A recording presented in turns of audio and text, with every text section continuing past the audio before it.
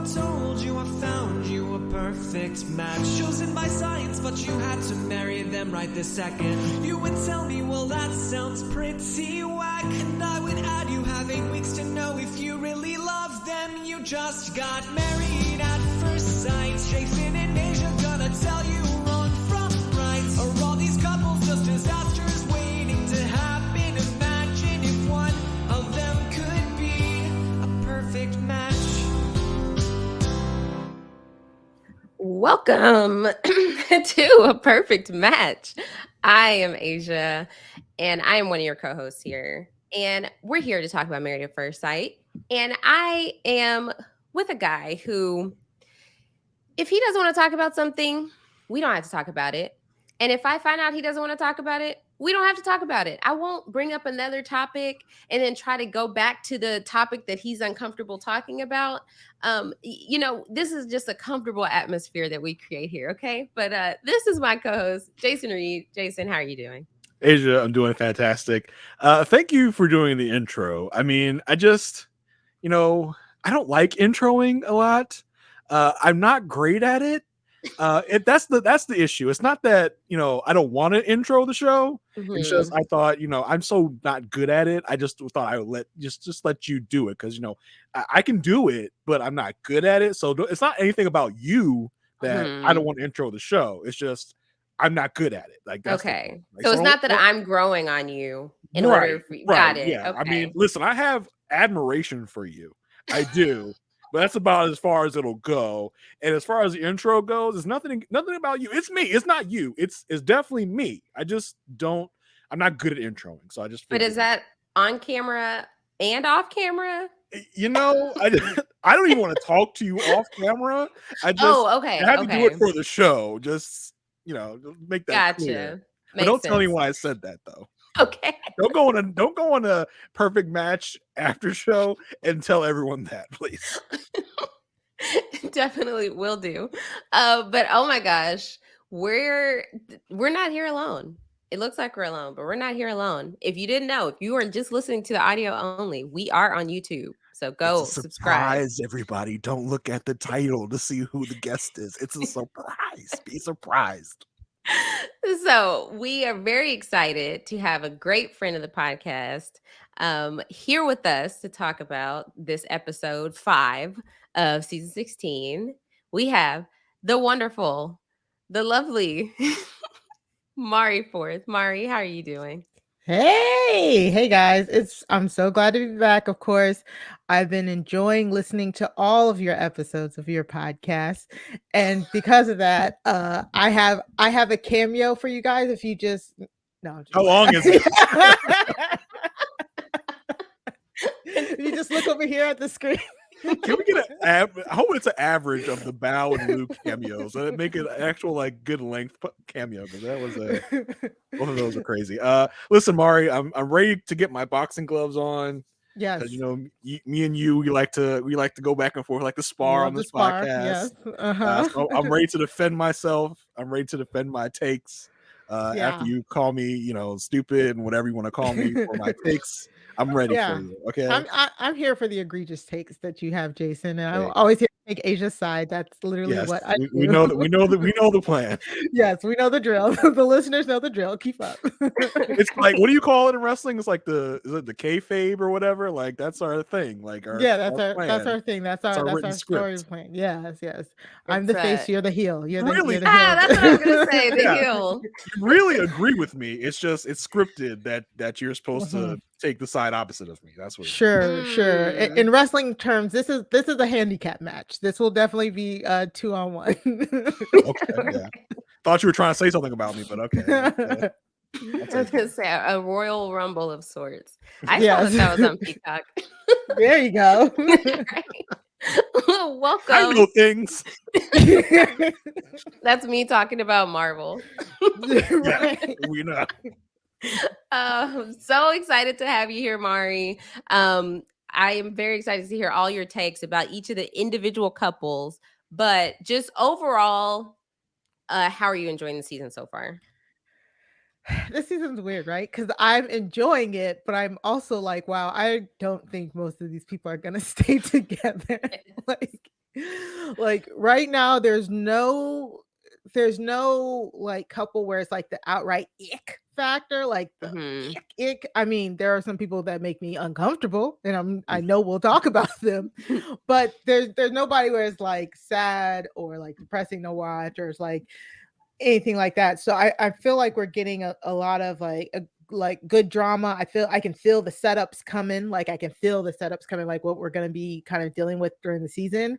And I'm glad we're on episode 5 and they're finally like 3 days into their marriage. I called dibs on this episode. I was like, all right, I want to come on when they're like actually like doing something. So Yeah. yeah, this season I'm enjoying it. I really am. I feel like we Yeah. tricked you a little bit because they are on the honeymoons, but not doing much. They're still not doing Yes, much. that is true. That is true. I maybe it's the 1 hour and a half of it all, because I was watching it. I was like, oh, okay, this episode is rolling. And right when I thought like it was gonna keep going, it was like done. It's like, oh, and here's Literally. the after Mhm. party. I was like, oh, wait, what? Like I was so confused. Like Yeah, in and it the middle of was the night, like they wasn't even finished with their dinners. Like I don't even think I saw half of them finish their dinners. Did they have dessert? I don't think so. Yeah, Right. it was Oh like my on God. even on after party, Rudy was like, "All right, when we come back, we'll talk about the rest of the couple's honeymoons." And it was like 5 minutes left in after party. I was like, Yeah. "How are you going to do that?" And I was like, I guess there just wasn't that much to say. But yes, before we get into it, make sure y'all go out there and subscribe to the Love at First Sight feed, where you can get all of the Perfect Match podcasts, as well as coverage of Love is Blind and The Ultimatum. But make sure you just go subscribe, give us a rating, a 5-star rating and review. We would love to know that you're listening and enjoying it. And as I said at the beginning, we are on YouTube, so make sure you are subscribing to Rob Has a Website. Rob has a podcast, YouTube channel. So Jason, I know we have one 5-star rating to shout out. We do. We have one. I mean, come on, guys. Let's get it together. Get us some more 5-star reviews. We love reading them on the podcast. All right. Anyway, Come on. this one is from Franny 11520.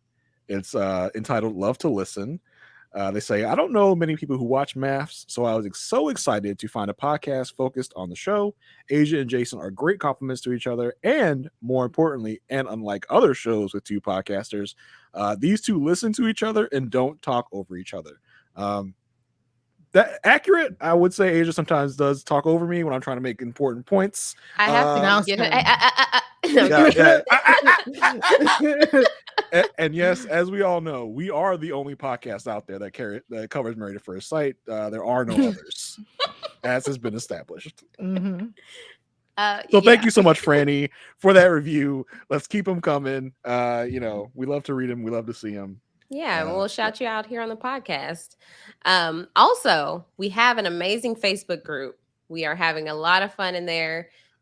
If you come join us, you'll have a great time. I promise you. A Facebook group that breaks news like that, Honestly. I see some stuff in the Facebook group that the first time seeing it. So yes, come join in, get updates, get breaking news from the show that, neither me or Aysha are breaking news. We have like detectives in our Facebook group that are searching stuff out and posting it immediately. So yeah, exactly. Aysha, what are you doing? You're supposed to be the journalist, so you're letting people scoop you. Literally. Yeah, no, I'm on vacation this week. Yeah, it's funny because there have been multiple times that I have copied something from Twitter or somewhere, taken it to the Facebook group, and I was about to post it, but someone else had already posted it. I was like, this is great work here. We appreciate y'all in the Facebook group. And if you want to be a part of that, just look up A Perfect Match Podcast on Facebook. Join the Facebook group. You will have to put in a password in order to be accepted in. This week, the password is... It's simply lavender. The favorite color of all favorite colors. Listen, I don't want to ask anyone what their favorite color is anymore because I feel like that's set up. Yeah. Loaded question. Yes, exactly. Shout out to my goddaughter Lavender. Her mom does watch the show, so Yeah. I'm sure she was so happy with the Aries and Jasmine scene. Right. I'm gonna have to ask her what she thought. She's in the Facebook group, so we can see. Also, before we talk about this episode, there is breaking news that I feel like we can't move forward without addressing, because Married at First Sight, Lifetime. I don't know who decided to put this somewhere. I didn't see it. Jason tried to see it in the commercials, but we got a recording that's been floating around Twitter, and I'm sure other parts of the web, of someone listen, recording their screen. But if you are delicate to spoilers and you don't want to know No, anything, True. fast forward a few minutes. Yeah, let's say 5 minutes to be safe. Although MAFS like put this out themselves, like Lifetime and MAFS put this out, so I don't know if they care if you're spoiled or not. But yeah, if you're delicate to spoilers, just 5 minutes, and Right. we'll go in and out of it. Apparently, this was a or commercial that was aired on TV. So let's look at it and then we'll talk about it. Stranger. This could be the start of a great love story. Clint married this stranger. Soltate the last part. But in the biggest twist in Married at First Sight history, who's kissing who? I was blindsided. Stranger. This could Okay. So if you weren't watching the YouTube version, you did not see what it showed was Dominique saying this great. It said this stranger married this stranger. Showed Dominique marrying McKinley. Then it said this stranger married this stranger. Showed Clint marrying Gina. Then it said never before happened before, or never seen before, whatever. Aysha's so flustered. This is a shocking clip. It's a lot. It's a lot. Yeah. It shows Clint and Dominique kiss it somewhere where we see Jasmine and Aries in the background. Jasmine is shocked, but looks excited, and Aries looks genuinely shocked. What was this? There have been theories flying all over the place. Yeah. Someone saying this was a dare, like in a group game or whatever. I don't put much stock into that myself. My personal theory is that this is near the end of the season. Clint and Gina and Dom and Mac have like crashed and burned early. And at a get together, we find out that Clint and Dominique have been seeing each other. That's my theory. That's my guess. I mean, that's a good one. I was definitely going with a dare thing because it still looked like when they were kissing, it was like it looked timid. It didn't look like they were used to doing that. Yeah. But who was gonna dare one of these married people to be like, I dare you to kiss the other married person? Like in this group of people, maybe Aries' freaky ass, but like who other than that are gonna be like, I dare you to kiss Clint? Like, why would they dare someone to do that, knowing they're all in the same boat? They're all married to strangers. Why would they do that? That doesn't make sense to me.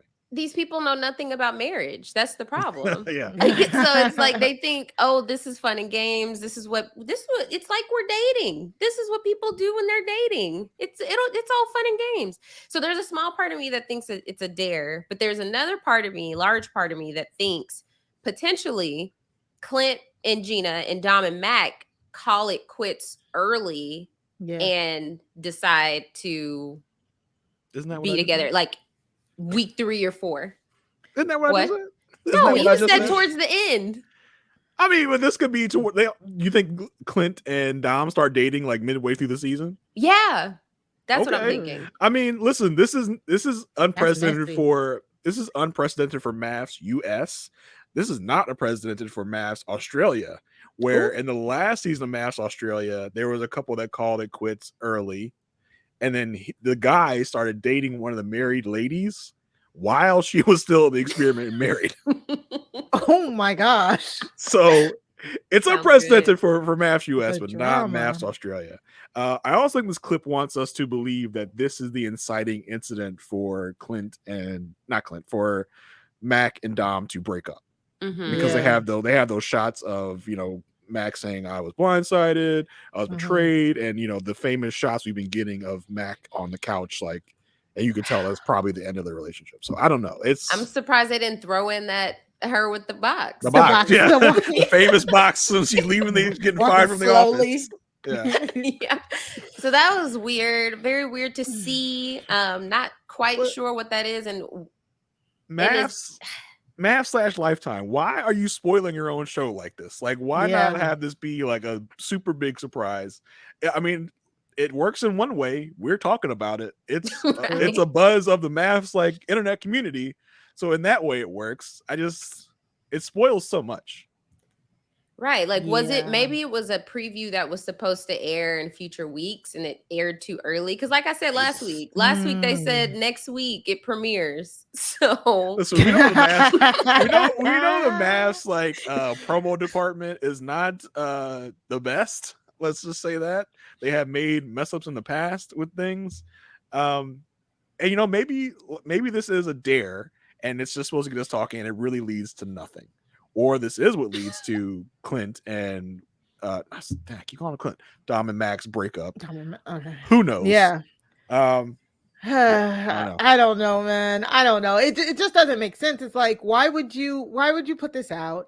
It took me a minute. I was like, Dom and Clint, Dom. And, oh, that's not her white man. Like, that's a different white man. It took me a minute. Like, I don't know.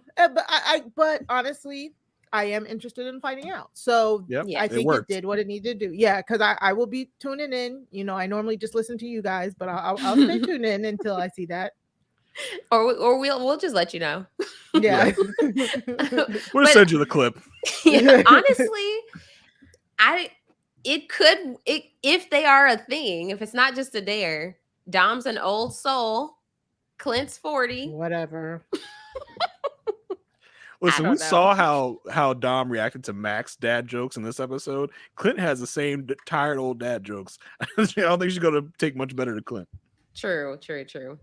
But there's that. So, hopefully that was enough time for the people that did fast forward.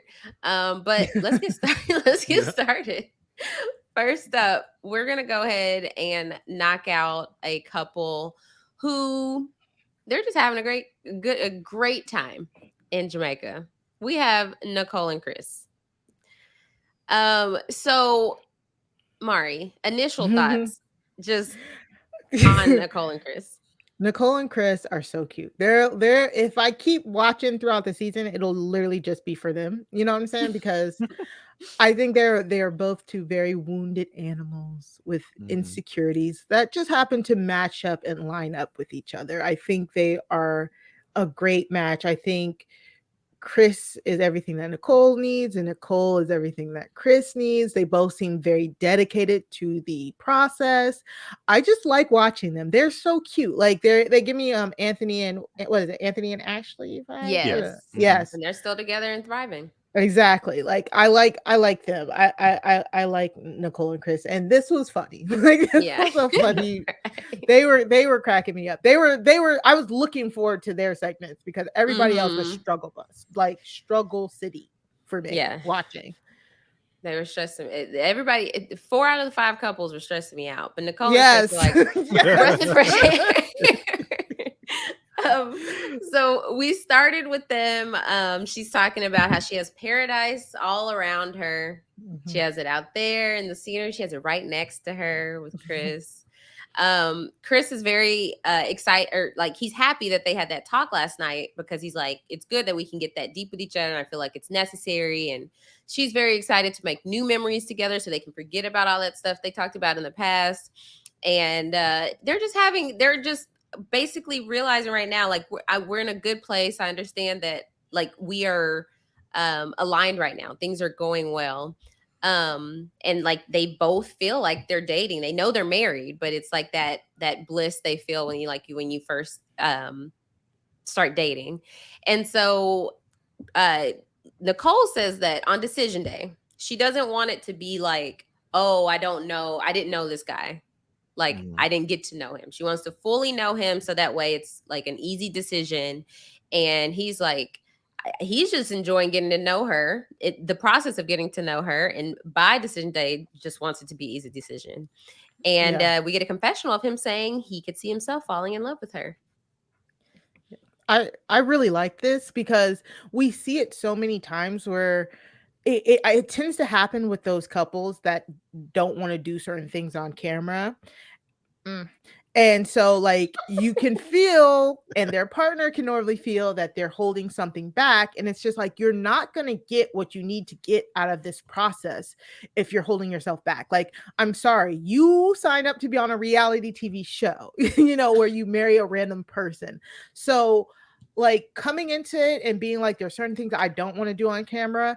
It's just kind of like, then this process will not work if you're so busy worried about how you're going to come off or how you're going to be portrayed on the show. You're not thinking about how you're supposed to be connecting with your spouse. And I love that Nicole and Chris feel like they're just all going to fling it out there, and then whatever happens. Nicole saying she's going to get all, let him show everything. And the drinking portion of this date was hilarious. So I think this is exactly, the both of them is exactly how you're supposed to come into this experiment. I wish we got more people like them in this experiment. Yeah, they're doing what I would be doing. I would want to get everything out on the table in the first few days and be like, I need to know how many kids you want. I need to know how you expect us to be living. I need to know everything. A lot of these couples are just like, oh, we're just having a fun time. Let's get to the serious stuff later. We got 8 weeks. What's the big deal? But it's just like, I would be like getting all the stuff out on the table. Like, how are we going to manage this? Like, what's going to happen? I would be that person. Exactly.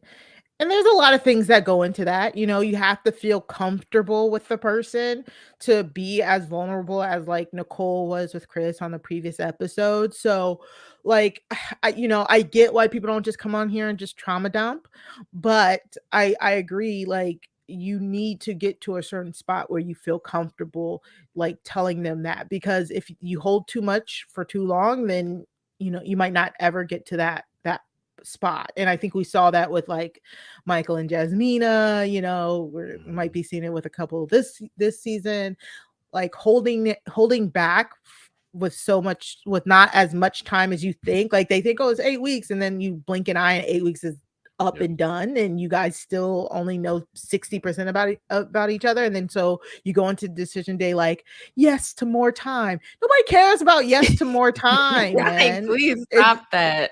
Like, it's yes to, are we staying married or not? Like, exactly. Yes to more time, aka only 2 more hours. Yes to more yes to more times. I don't have to tell you no on camera. Right. Justin and Alexis speak like yes. Yeah, and I think that like these conversations help you just know the person way faster than you would without these types of conversations. Like, I feel like when we're going to get into it with Clint and Gina, had they known each other a little bit deeper than like just this surface level conversation, then they would know what kind of hits harder to the other. Ooh, I agree with that. We'll get into it.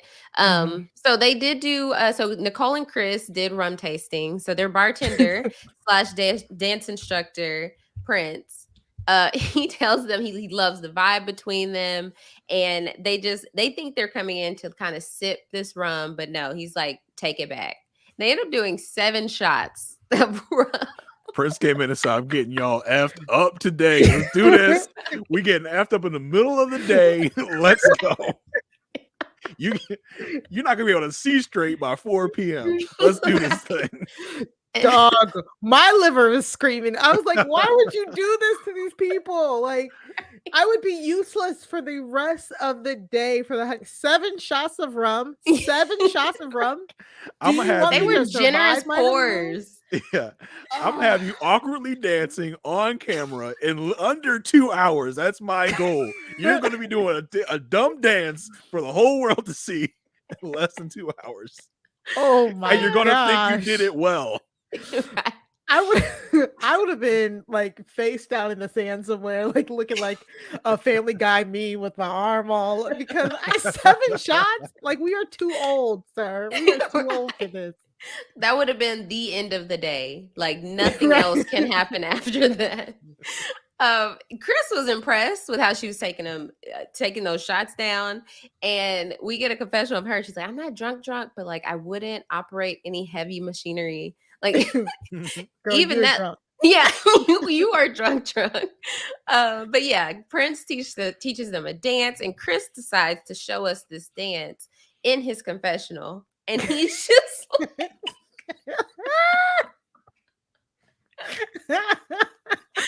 Oh my gosh. It's good, right? It's good. I love how they like zoom the camera all the way back. Yeah. Like, we gotta get all of this. We gotta get every single piece of it. They How were he was tore up feeling from this long. himself. And correct me if I'm wrong. There was no more. It didn't seem like there was any more footage from that day. They had to go to bed. They had to go to bed immediately. Like, we gotta sit down. We gotta lay down. Oh my goodness. We gotta take a nap until dinner because we're not functioning right now. Right.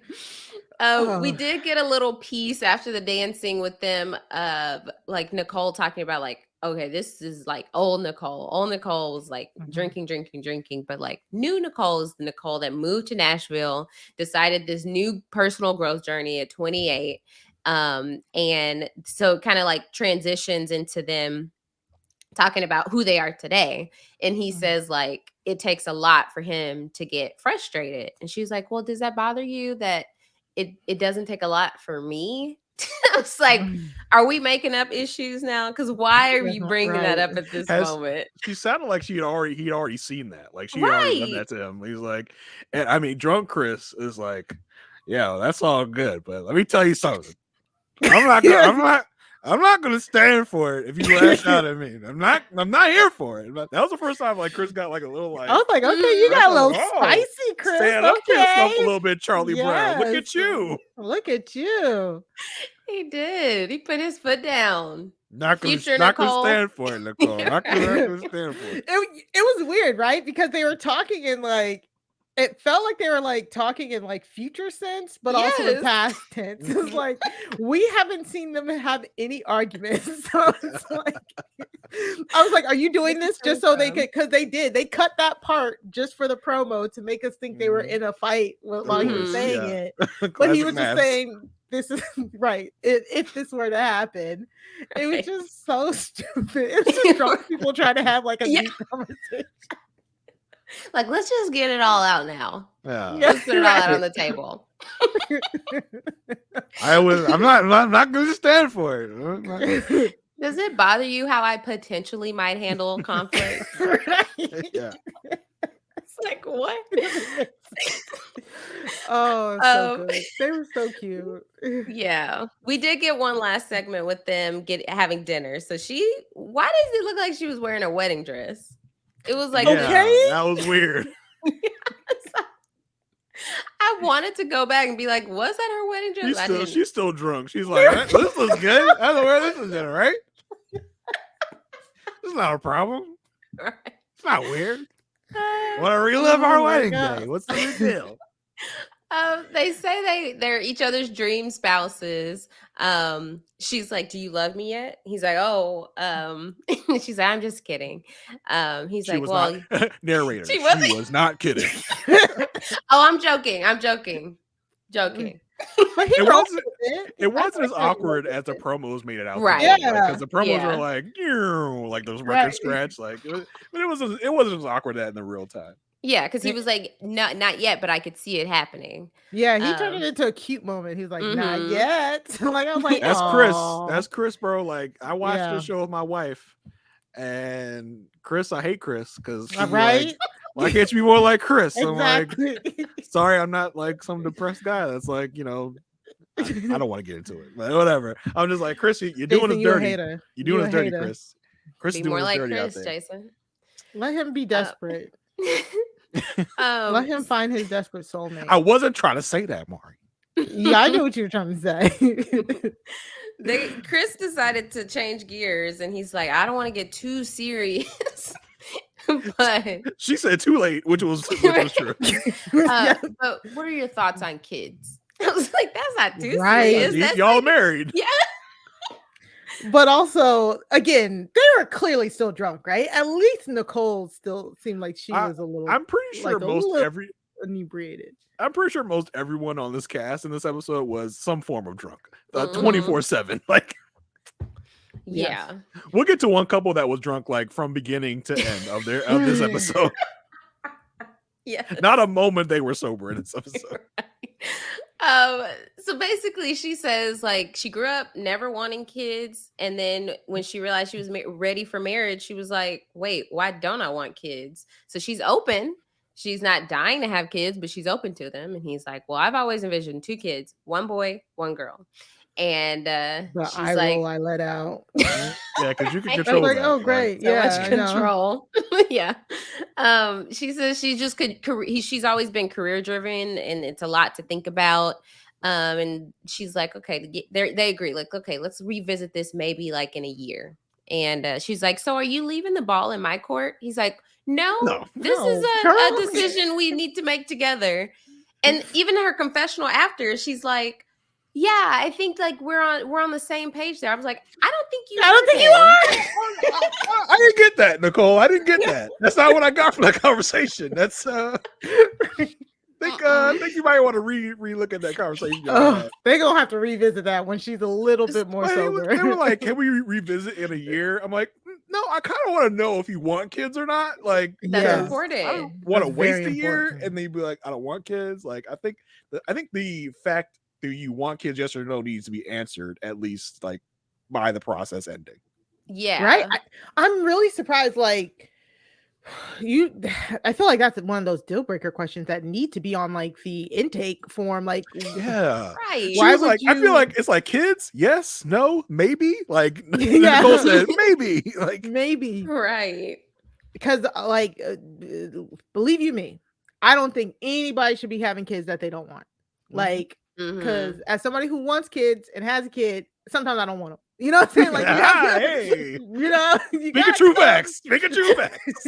You have to come from a point of absolute want and need and love and all of that, because there will be days. Let you not want that kid, and then you have a kid, and like they don't want the kid. That kid will be gone. Like if you don't want the So kid in the first bad. place. Oh my God. Yeah. So Big I am dedication. exactly. I'm not for like anybody convincing somebody else that they need or want to have kids. Like, I really want them to revisit this when they are both on like sober hills and stuff like that, because truly it's a life-changing decision, and you don't want to. I don't want her to feel forced or cornered into having a Mhm. kids, whatever, you know. So they need to figure that out. That could be the only spanner in the works for them. I think. Right. I think the biggest thing coming out of this was her misunderstanding of how much he does want kids. Because I think Yeah. she's so just like, oh, okay, I'm open now. Maybe not. I don't have to. He's Right. like, no, I see a boy and a girl. That's what I Don't let want. me get 2 boys. One of That's those what I'm like. boys is getting sold somewhere. Like I'm not having 2 boys. I'm not having 2 girls. I'm having a boy and a girl. That's it. Yeah. Right. He wants kids. It's not like oh yeah, it would be nice to have. He wants them. So I think she needs if she understands that, and then she has some hesitation, they do need to have a conversation. But yeah, I would think that would be their only hang up. Yeah. So yeah, that was the end of their segment. And so we are rating on a scale of, based on this episode, do we think that they're solid, on thin ice, or doomed? And so on the count of 3, we're all going to hold up what we think they are. So 1, 2, 3. Solid across the board. What is that drawing, Jason? It's a rock. It's a rock, Mari. That It's does a not rock. look like a That's rock. dog. obviously That a looks- rock, Mari. A loaf of I bread. Come don't on, like Mari. a weird cloud. Like, I don't. Don't make me get my colored pencils out and color this gray. Like make it look like a rock. He was so proud too. Start with me, Mari. He was like, when I wrote the things down, I put a drawing on each of them. That's right. Oh, I'm an artist. God. Yeah. I would hate to see the thin ice. Oh, you'll see it. I'm sure. Oh, will we? Because don't see you it. think You'll- everybody's Spoiler- solid? We'll see them all three. Spoiler alert, you'll see it this episode. You'll see it. Okay. Good. But yeah, I think with them, I hope these hypotheticals don't continue to come up. Maybe it wasn't just a drunk thing, but I hope they don't try to make issues because things are going so well. Yeah, I agree. Are we nervous that it's going too well too soon? Like with a lot of our other couples that are, they're so headed over heels. They don't. But I mean, unlike Alexis and Justin last Right, year, that that was were like fake good. that were Yeah, saying they fitting loved right. each other on the honeymoon and never delved into anything serious, and then later Right. was like, "Oh, you suck. I don't actually love you. My bad." I think they Ooh. are also going into the serious topics. Yeah, I think Yes. I think it's Exactly. I feel like they're going about the process the way that we would think that two people going in the process should. good. Mhm. So, Yeah. which couple are we diving into next? Wish.com Busy Phillips and Wish.com Tarzan, aka Clint and Gina. That's who we will be discussing Shots now. fired. Have y'all ever been to Jamaica? No. Yes. Okay. Yes, I've been multiple times. Oh, so have you gone to the waterfalls? Done. Yes. Okay. Downriver. Mhm. Yeah. I thought that's where they were going. Yeah, We they didn't see any didn't waterfalls, did we? specify. They just said waterfall. They said nondescript water falling off a cliff. And did we ever see it? I No. don't. We saw them standing in shallow water. This river will do. Yeah. Right. Yes. Because That definitely wasn't Dunn's River. Yeah, because I looked at their resort compared to Dunn's River, and it was a 2-hour drive. So I was Okay. like, that would make sense if it was a long journey. Mhm. But they did Yeah. not end up at the same place that I They did not. Right, visited. exactly. Exactly. I don't know if they could get, like really like film in that area. So maybe Yeah, they 'cause it's, did like, go, but then busy. they just found a little puddle to splash around in. It almost looked like where like kind of like Steve and Noy were just kind of splashing around. I know that's not the same country, but like Yeah. I don't think they could film at Dunn's River. I feel like 'cause they didn't production even was drop like the name. production was pressed for time. You gotta get back. Y'all just splash around the river. We'll shoot y'all talking nonsense. Then we'll go get back on the bus. Let's go.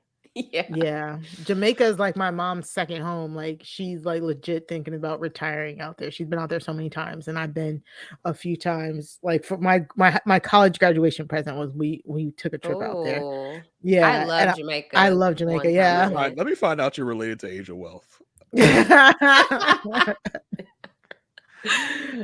My Anyway, little sister. yeah. Mhm. Half of Gina and Clint's segments this episode were just them trying to get to this freaking waterfall that we never Right. saw. Yeah. They were on the bus. The bus got lost. There was a road that got eroded by a river. They had a whole thing. They get off the bus to talk for like 2 minutes and go back on the bus. It was a lot. Clint says he hopes they're not in the movie Touristas, which is a horrible thought. I don't know why he even brought that up. Exactly. They small talk on the bus. That showed me A lot lot. about him. A lot. And I think Gina picked up on it as well. She's like, what was that? Okay, creepy. She's like, let's not do that. Moving on. They finally get to the excursion, which I guess there's a waterfall somewhere around there. Clint talks about in a confessional that this is the ultimate challenge, and she kept her cool and her calm, and she was composed. She calls him not so much. Yeah, him not so much. They get in the water. He tells her he was surprised that she was calm on the ride. She had her cool glasses on. There goes Clint and his dad jokes. She says that she has learned not to stress over things she can't control. He does say he can't wait to see her in boss mode, and she tells him she needs someone to help her get out of work so much. They talk about she wants to get out of her structure. She wants to get out of her work mode. She did mention that she did payroll this morning.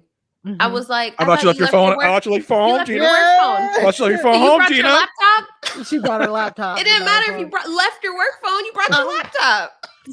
Stay off the good sis Gina's neck here, please. Like, if anything, I really liked Gina this episode. I thought because we've seen MAFS so many seasons, and normally when you get somebody like this, you expect I think she's a workaholic, but I think she's really good at balance. And maybe she might be a workaholic and anal when it really comes to work, but she seems like she's very laid back when it comes to like everything else. Like her being as chill as she was about the bus stuff, the bus stuff and stuff like that, like, and saying like, oh, her new advice could be adventure and stuff like that. She seems so chill and way different than I was assuming she would be, since she's like very consumed in her work. Now, when they get back to Nashville, that might change a little bit, but I think she seems like she's really good at focusing on like, this is my work boss energy, this is what I'm doing here, and then when I get home I want to turn that off. So I love Gina here, and them roads in Jamaica truly are treacherous. So I was like, dang. Yeah. Now That I sucks. have been to Bermuda and have traveled on Bermuda roads, and that is also as Yeah. scary because you It's, like, feel really like small. yeah, you feel like you're just like like we just almost got sideswiped like Yes. within a centimeter, and the bus driver was just like nah, it's not no big deal, it's all Yeah. good. Like, plenty of space. But Yeah, we're good. that does remind me on After Party, it was Gina, Shaq, once again. I feel like Shaq's always an after party, and a podcaster. And the podcaster, Sarah Fraser from the Sarah You Fraser know who Sarah show. Fraser is. I Mari, you know who Sarah do. Fraser is I because we know are in who the Sarah same Fraser is. metropolitan Yes. area. You may have listened to her on the radio the same time I I did. Yeah. Yes, growing up, Sarah Mhm. Fraser was on a very famous morning show here in the DC, Baltimore area. Yeah. When I tell you I listened to this lady when I was in like 11th grade. Yeah. Yeah. On the like, way to I know that- school. all That was, on the way. that was the station my mom had on the radio, Hot 99.5. Exactly. Hot Like that's where we 99.5. were. Yes. Yes. Her and Kane, who is Kane. dead, by the way. We're not gonna talk about Kane. Not gonna talk about that. But yes, like I grew up with this lady. I was like, she is everywhere. Yes, Sarah. I didn't know Sorry, she was keep such a going. legend. Yeah, she. Well, we gonna talk about her offline, Mari. Yeah, Because yeah. I did, last time she was on, I did some digging on her podcast, and she got some tea to spill. Anyway, Yeah. well, we gonna talk offline.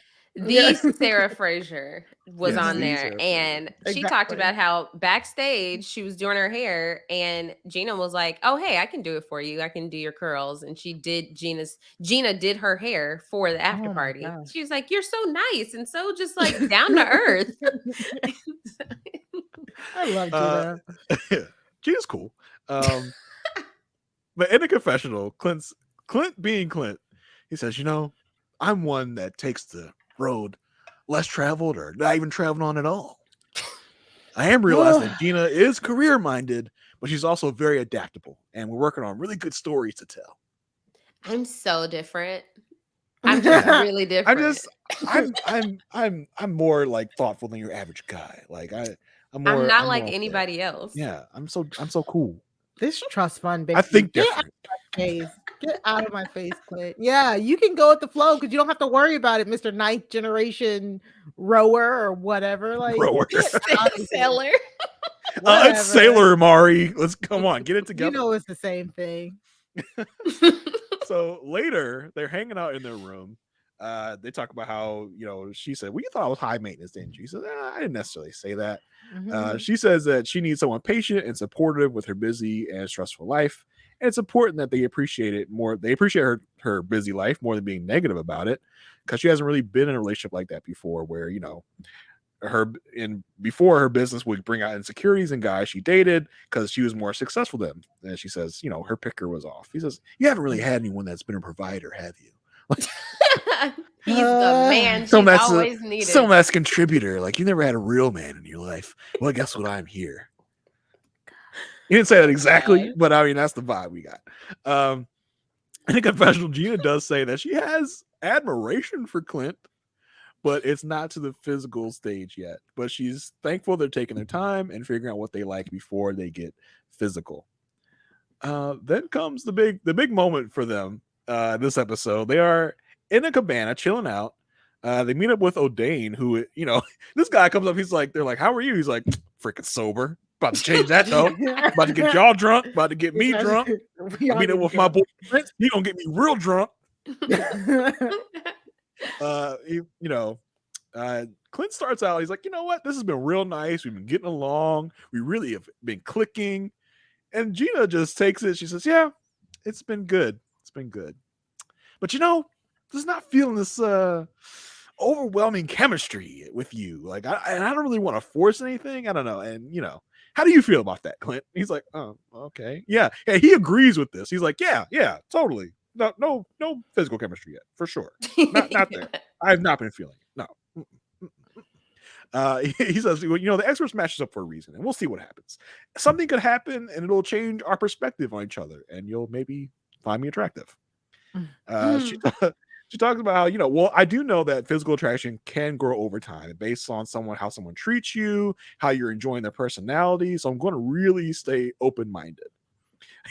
He says, in a confessional, he says, well, that was a little disappointing to hear, but he knows they're both committed to making it work. He says, we're going to agree to get along in the long haul. We're going to stay committed to this. And then she says, yeah, and it's funny, I just don't usually vibe with people with, gingery features. Like, I usually find them, unattractive. Not saying you're unattractive, but you are a ginger, and you're, put two and two together. And you can tell at this moment, like, she just ripped Clint's heart out and like threw it on the ground and stomped on it. All he can say to this is, heard. Yeah, I got you. Got it. You don't like me. I am a dirty ginger and you don't like me. So listen, there's been a lot of discussion about Miss Gina on these here interwebs since the episode. I'm sure there has been. And it's, because we've seen the preview of Clint, which is apparently next episode, where he says, well, I'm usually attracted to more slender, athletic girls. The questioning is this, we obviously this is going to be retribution for what Gina just said. Like, that's what that's going to be. We didn't know that at first. Now we realize that. Is it equal? Is it something that fair shot for fair shot? This was bad, but honestly, it's kind of like, I don't think she said anything like really bad here. Like it's you got married to a stranger. You know what I'm saying? Like, this is the situation. Like, you didn't know who you're gonna get. Or like Kirsten, you told certain parameters and they gave it to you anyways. Like, I don't think it's necessarily bad saying like, okay, normally I don't date like blonde guys or whatever. Like, if I was on the show and they matched me with a white guy, I'd be like, oh, normally I don't date white guys. But like, it was just kind of like, it was one of those things where it's like, the moment that a person that you maybe not have would have originally chosen kind of tells you that they weren't feeling you like retaliate. Like, I don't think Clint ever went into this thinking that a woman was gonna be like, I'm not that attracted to you. You know what I'm saying? Like, his ego got he's hit. never been told no. He is the top of the food chain. I'm sure he's heard that. You know, blonde hair, blue light eyes, whatever. Like, I'm sure this has never happened to him his entire life. Plus, I know he has money. You can't tell me that man doesn't have money.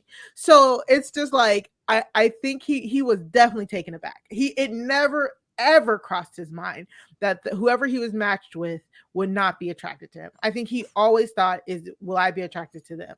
And I think that whole fiasco that they went about, I think he really was like starting to become attracted to her. Because like I said, even in this episode, I was like, she's defying some of the things that I initially thought about her. And I think it was just like, he was just not expecting it.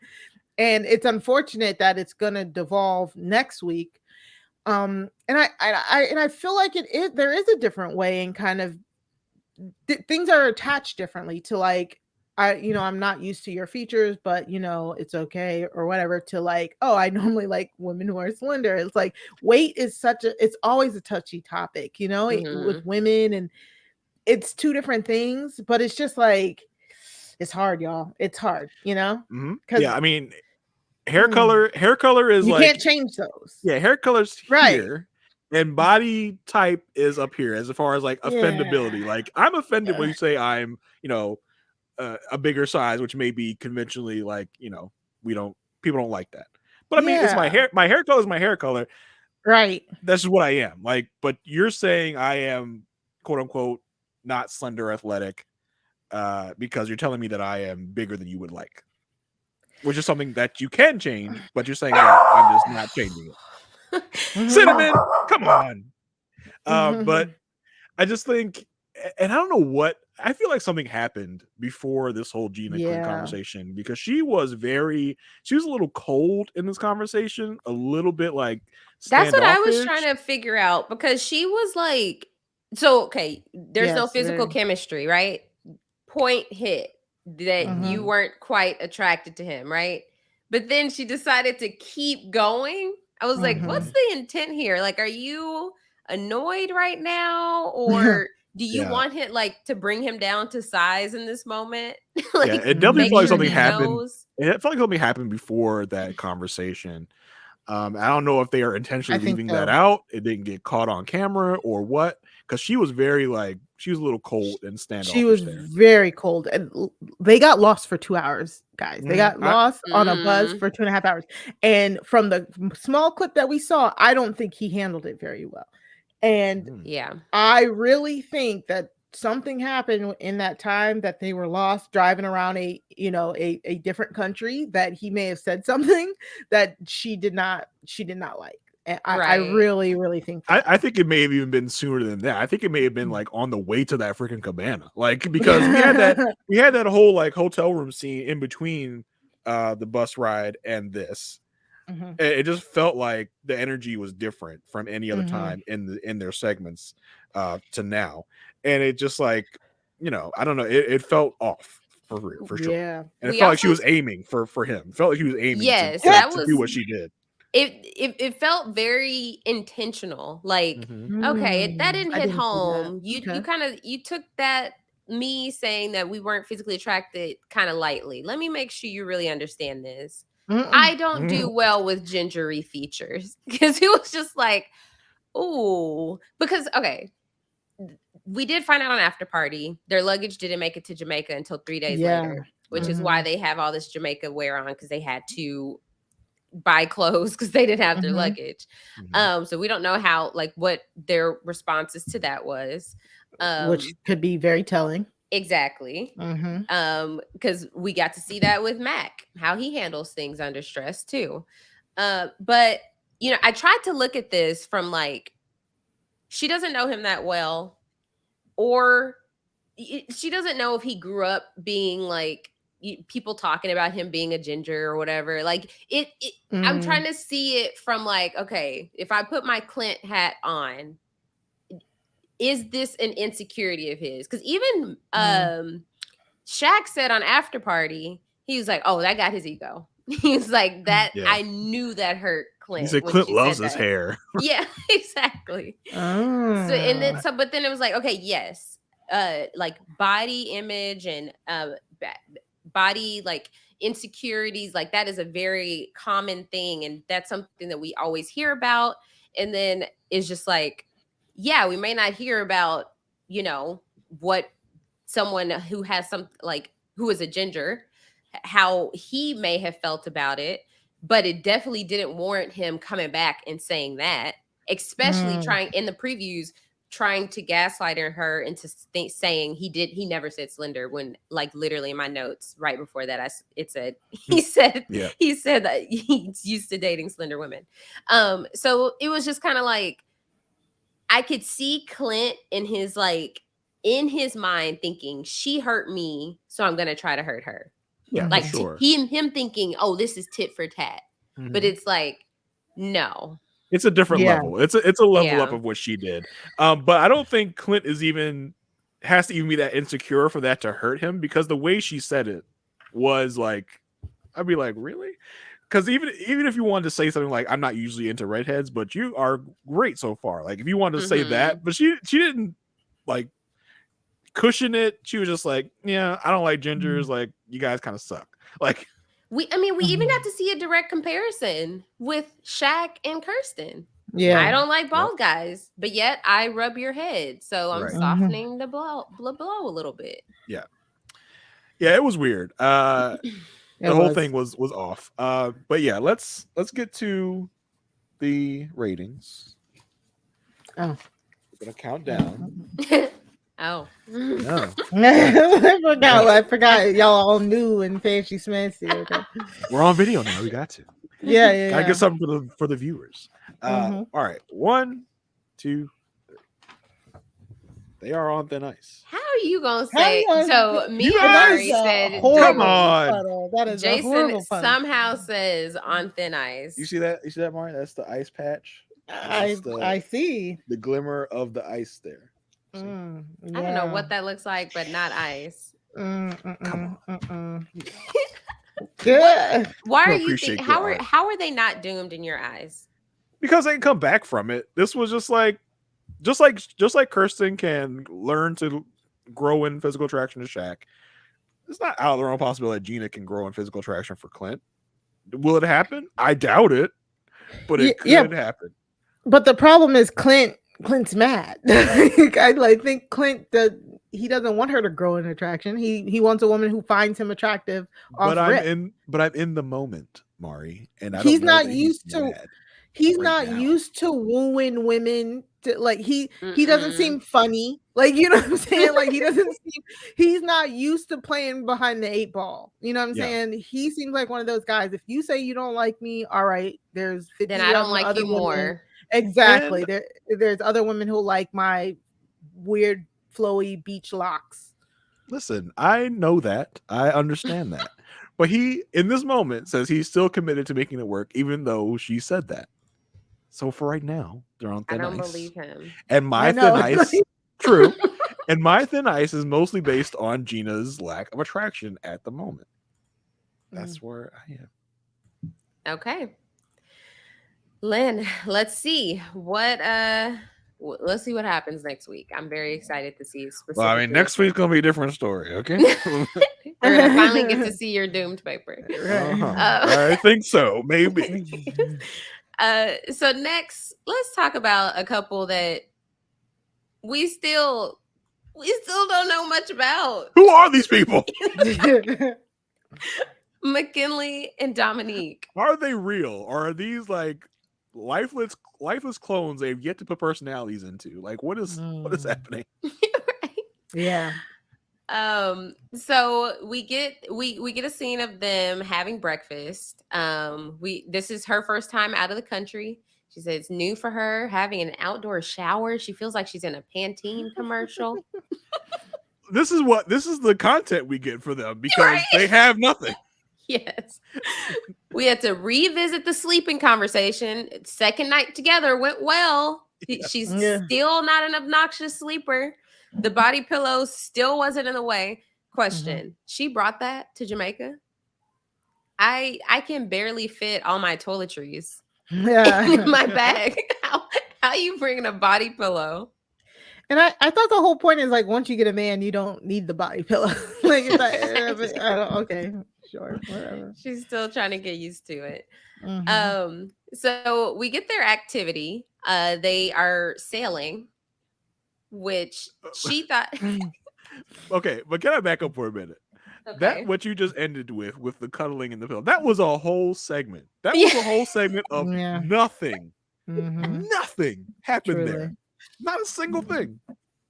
Absolutely nothing. Them eating. They literally could have been just them eating. Matt said, see, y'all complaining at about an hour and a half, but this is what we have. Like, you want 2 hours of this? You want an extra 30 minutes? Like, we literally can't feel the last 30 minutes. Why do you think we made this an hour and a half this season? This season specifically, we had to do that. You'll be back in 2 hours next season. But this was just nothing. Gave us nothing. We literally got 2 hours for 4 couples because, like, we're losing couples early on. So yeah, their activity, they decided to do sailing. She thought he was going to sail, and they were trying to talk about how far out they were going to go. No, we're not going to go that far out.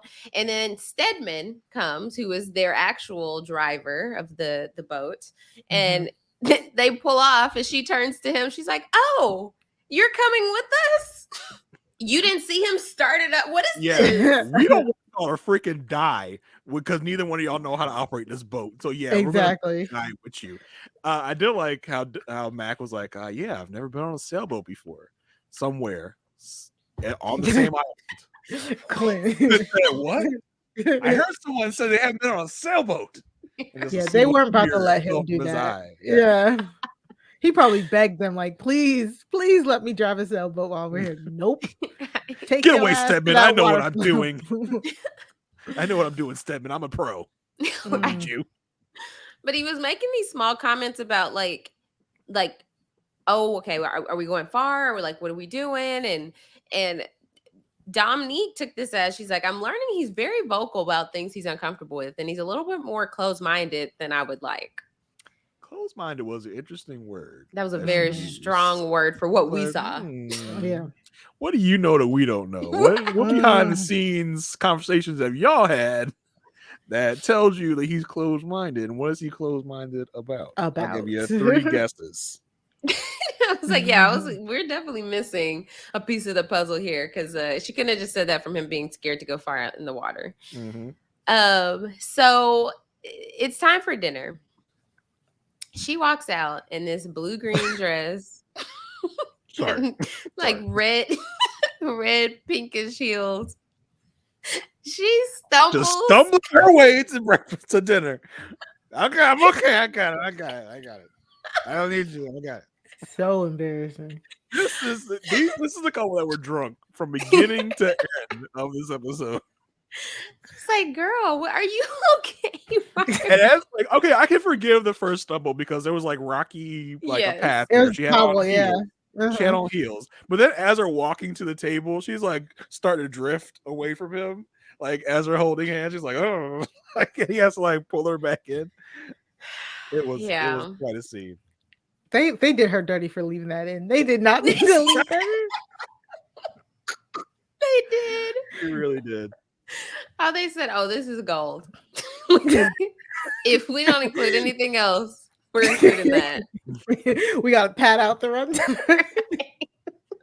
She's like, but what about that deep story I told about my family? Not important. We gotta do the stumble. So more of his dad jokes. He's like, oh, I set this all up. I built the table. I waxed the candles. She's like, oh, okay. You really went out all out for this. She's like, I'm really proud of you, by the way. I knew you were apprehensive to go out on the water. He's like, yeah, I want to go fishing with you. She's like, am I gonna have to bait your hook? He's like, oh, no, I got it. Nothing he says is serious. He's like, oh no, I'm a fisher, I'm a sailor. She's like, there's a certain point where like when you're joking as like not a defense mechanism, but like, you know what I mean? You joke because you don't have anything else to say. Yeah, I can definitely feel that about him. Nothing he says is serious or funny, even though he intends it to be. Just words coming out of his mouth that have no intent of landing anywhere. I did not realize he was trying to be funny there. I was like, okay, this is awkward. Yeah. I made this table. Made the food too. The chef put it together. I told the chef to put it all together. What? Like just dad joke central. It's just like not landing for her for this old soul. It's just not landing. Like I love it. She's like, I think he's joking. I'm not sure. I missed the punchline. She is all of us. Yeah. But they do say, he says she has been a really good match, and she says she really appreciates him, and she doesn't think they could have found her a better match. They just talking at this point, because what are y'all basing that on? Right. They're talking nothing. They're talking empty calories, because they have not, as far as we have seen, like talked about anything like remotely be under the surface. Like nothing. Substance, anything. Yeah. That's what all it is. We know where's is the substance? All we know is he really likes her boobs. That's all we know. I mean, oh my gosh. They make sure they include that every chance they get. Like, oh, I'm a boob guy, in case you didn't know. Yes, literally. Yeah, that was their last scene we got with them. They're in the pool, which, by the way, what was up with the audio? The way that we could hear every single insect, I don't know. Like, I thought it was just me, but I didn't catch on that one. I'm gonna catch it later. Okay, my friend Gabby texted me and was like, "Oh my gosh, the crickets are so loud during Shaq and Kirsten, but it was also during Mac and Dom. It was just like, good Lord." I don't know if it was just the area was very echoey or something, but it was so distracting. Can we get an audio engineer in the house? Like, can we please? She commented on them, but I don't think I really heard them. She's like, she said they were loud or crickets for one of his really bad jokes. Yeah. But yeah, he is crazy about her chest. he's he said he's all giddy. And yeah, they're in the pool. They are just kind of like, you know, with each other in the pool, and he jokes about, oh, maybe we should have sex in here. And she's like, he thinks we get a confession of her saying he thinks he's funny. He's kind of funny, but don't tell him I said that. Yeah. That's it. No offense to Taron Armstrong, one of the great RHAP podcasters, but this man is plainer than plain yogurt. There's no substance. There's no like nothing to this man. Yeah, I'm just kind of baffled. I don't know. Yeah, I know. I don't know. This definitely feels like putting on for the cameras. Like Dominique, not doing a good job of it.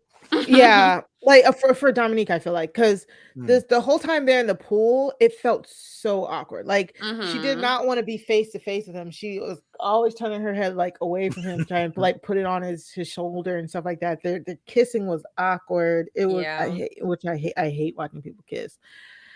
But like it felt weird. It felt like she was like awkward laughing too. Like it does not feel like she's fit. I don't think she's feeling him. No, not at all.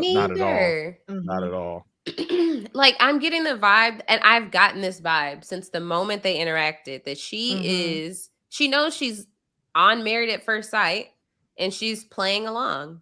Like I don't get that's why I think I'm having a hard time getting to know her specifically, because I don't feel like she's being genuine with him. And it's it's totally okay that they didn't match her well. That's not the first time that they've done that. It's a common theme for the experts.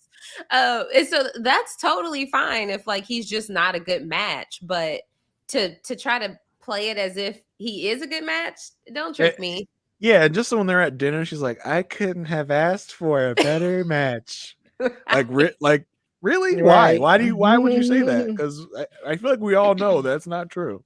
Like, right. That you don't really feel that. Like, why? I want somebody to ask her, like, why do you feel that? What do you think about Mac as a good match for you? He's nice. I think she would just be like, sweet. He's I don't caring. know. I just said what I thought I was supposed to say. I'm sorry. I didn't think you were going to question me more about it. This is what I'm supposed to say. So I just kind of want her to be like, he's not black. Like, get me a black man. That's what I thought. But I don't even think with that's all these it, though. Clinton rumors, yeah, like no, I don't even think that's it. I don't think it's that he's a white man. I think it's just there's nothing to him. Like there's no substance that she's seen yet. Only thing she's really seen of substance is him like freak out at the airport about their flight, which I'm sure was a huge turnoff. Yeah, that's maybe the only thing of substance she has seen out of him, and that's not good. She's like, I don't know much about you, but I do know you have a temper. So he complains, and he's a scaredy cat. So and she's not for that. Maybe when they get back to Nashville, she'll have a real conversation with her mom or her friends, and we'll get to hear like how, because then we'll get to see the real Dominique. Right now, this is playing along Married at First Sight honeymoon Dominique. I really can't wait to see like how this crashes and burns, like what exactly happens, because we know it's going to crash and burn very brightly. We've referenced the scene many times of her like looking like she's been fired from office job, carrying a box out of the apartment. And I mean, she does say next week, she's like, I don't want, what does she say? I don't want excuses. I want results. Like, yes. Something's going to happen to pop her off for a second. Yeah. This is a job evaluation. But, yeah, something's going to happen next week that's going to pop her off a little bit. So I'm interested to see what exactly happens with them moving. Yeah. I just hope it gets a little more entertaining than it has been, because this was a nothing couple for all these episodes so far, and they've really given nothing. Exactly. So on the count of 3, give us your rating. Y'all gonna hate this. 1, 2, 3. All right. Oh my God. So okay, me and Mari are on thin ice. Jason, surprise, is solid. Okay, why are y'all on thin ice? Yes, we can sense that something's off, but we haven't seen anything's off. So far, they both said oh, this is fantastic. It's not. You don't. I need understand. y'all to All of get a sudden, this you don't together. understand the rating Get this scale. ratings together. Like, That's the problem. That's the Go back to problem. You 1 all through of a 5. sudden. Go back to 1 through 5. Are we basing this on There's what we more see nuance. happen in the future, or what we're getting We're in the moment? No, what we're getting right this Right very now. second. That's Right what I'm this very getting. second. You literally just said she's not being genuine. That's what you're getting right we now. think she's not. We don't exactly, know that and for that's sure. what my rating is based on. What I think. Yeah. Thin ice. Thin ice is like the most appropriate use right now. They're Oh, good, gosh. but they are on thin ice. Right. Well, we have nothing to base thin ice off of. They are Oh my getting God. along swimmingly right now. At the No, moment, They are. Can we do a poll? Like, who wants us to go back to the numbers? Clearly, the We're numbers about are to way because more. I'm getting mad.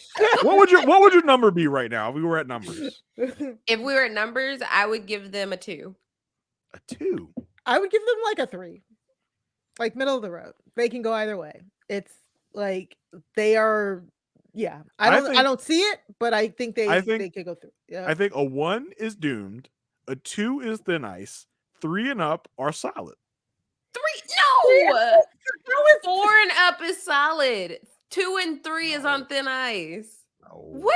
We should have discussed that beforehand because I'm about to hang up from this podcast. We literally on the same page this whole time talking about them, and then you solid as a rock. Hey, so solid. look.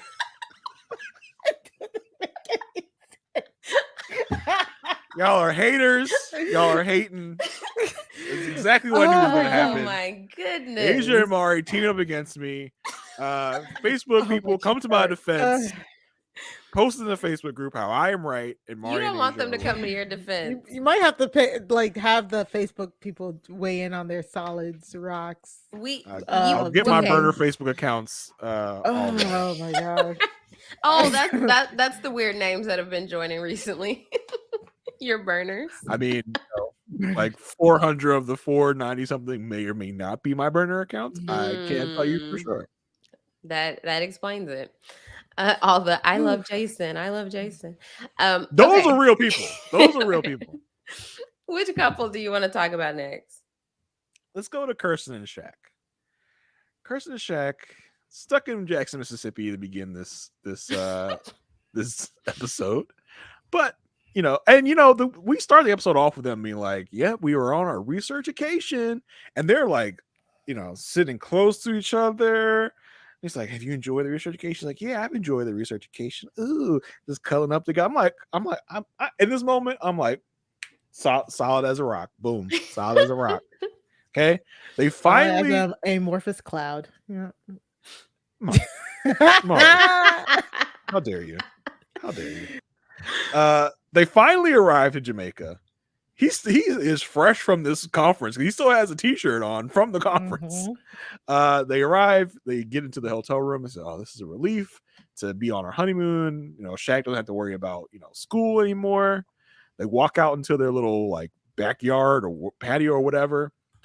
He's like hugging on her from behind, and she's like, I said, okay. They are very affectionate, cuddly.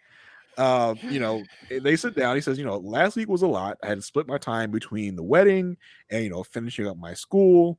She says, I was surprised, taken aback when you told me that we had to go to Jackson, but I was actually happy to be there with you because, I also value school and education. So it was not a problem for me. He says, I was happy you were there for me because I want someone there rooting me on, someone there to be next to me. In confessional, he says he did Married at First Sight to meet someone just like Kirsten, and he needed just like her, and needed someone to come into his life and be the person that is supportive and showing up for him in the moment. As he says, I really, really like her. They do a little cheers, getting to know each other. That's the first segment. She said, "Cheers to the Dylans." To the Dylans. She said, I was like, okay, this is a different side of Kirsten. Maybe this was a good bonding moment in Jackson, Mississippi. Yeah, I think it was a positive for them for sure. Yeah, Jackson Mississippi, the city of love, as it's well known. So next up, they go on a little ATV excursion. Shaq is nervous about going fast on the ATV because of his car accident as a child. Should like 20 years later, should we still be this cautious? Yeah, like he's reminded of it every day, you know, like that's hard. Like that's really hard. And you know, you and your whole family go through something that traumatic. Like, yeah, I'm gonna give him room. Like, Yeah, I'm yeah. gonna give him room. A little bit. Well, yeah. Like- Kirsten is not. Kirsten is actually gonna give him Right. room. She's gonna give him a lot of room because she's gonna leave him in the dust because she's going fast. She says she has need for speed, and he is, you know, kind of putting along. But it seems like eventually he gets with the program and he goes a little faster or whatever. Have y'all rode ATVs before? I have not. I've been I've wanting never to had the do it. privilege. So, yeah, I've been wanting to do it so much. I But did also- once in Canada, and it was so fun. And me and my friends were riding like Kirsten, all of us. Literally, we like running into each other. Running into each other? Yeah. That's not what you're supposed to do.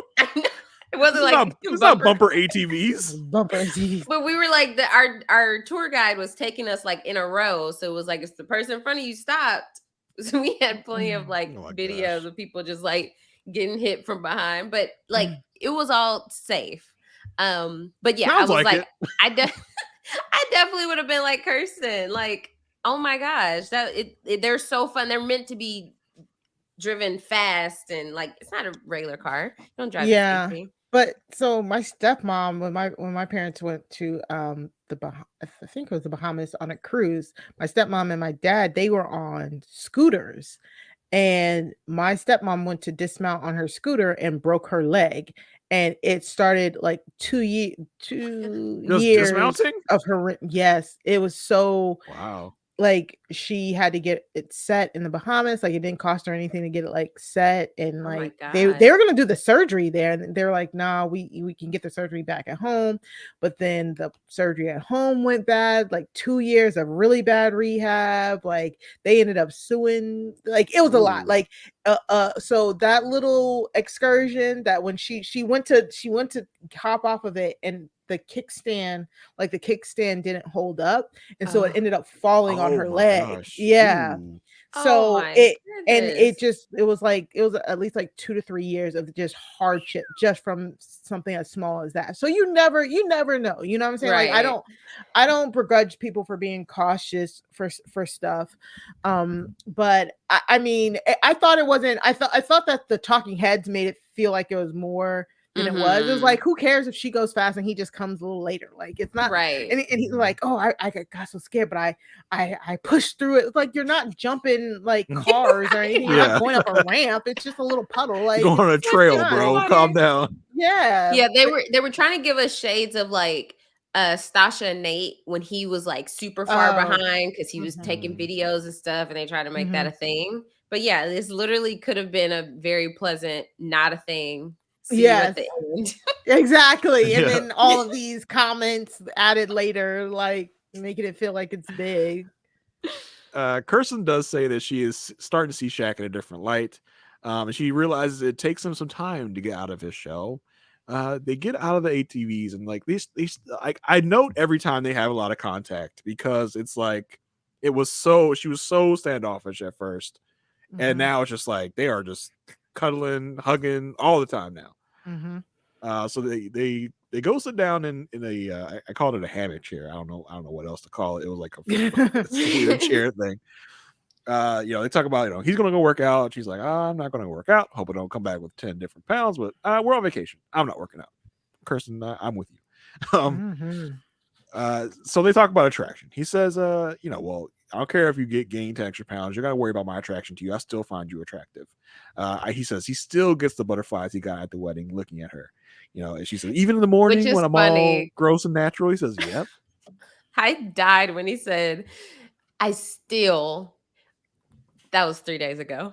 I would hope you still feel the same way you felt when you initially saw her. She's still good to you. He's been seeing her for 48 hours straight. I mean, for him to say he looked at the butterflies when she came out, just to see him at the altar, I understand where he's coming from.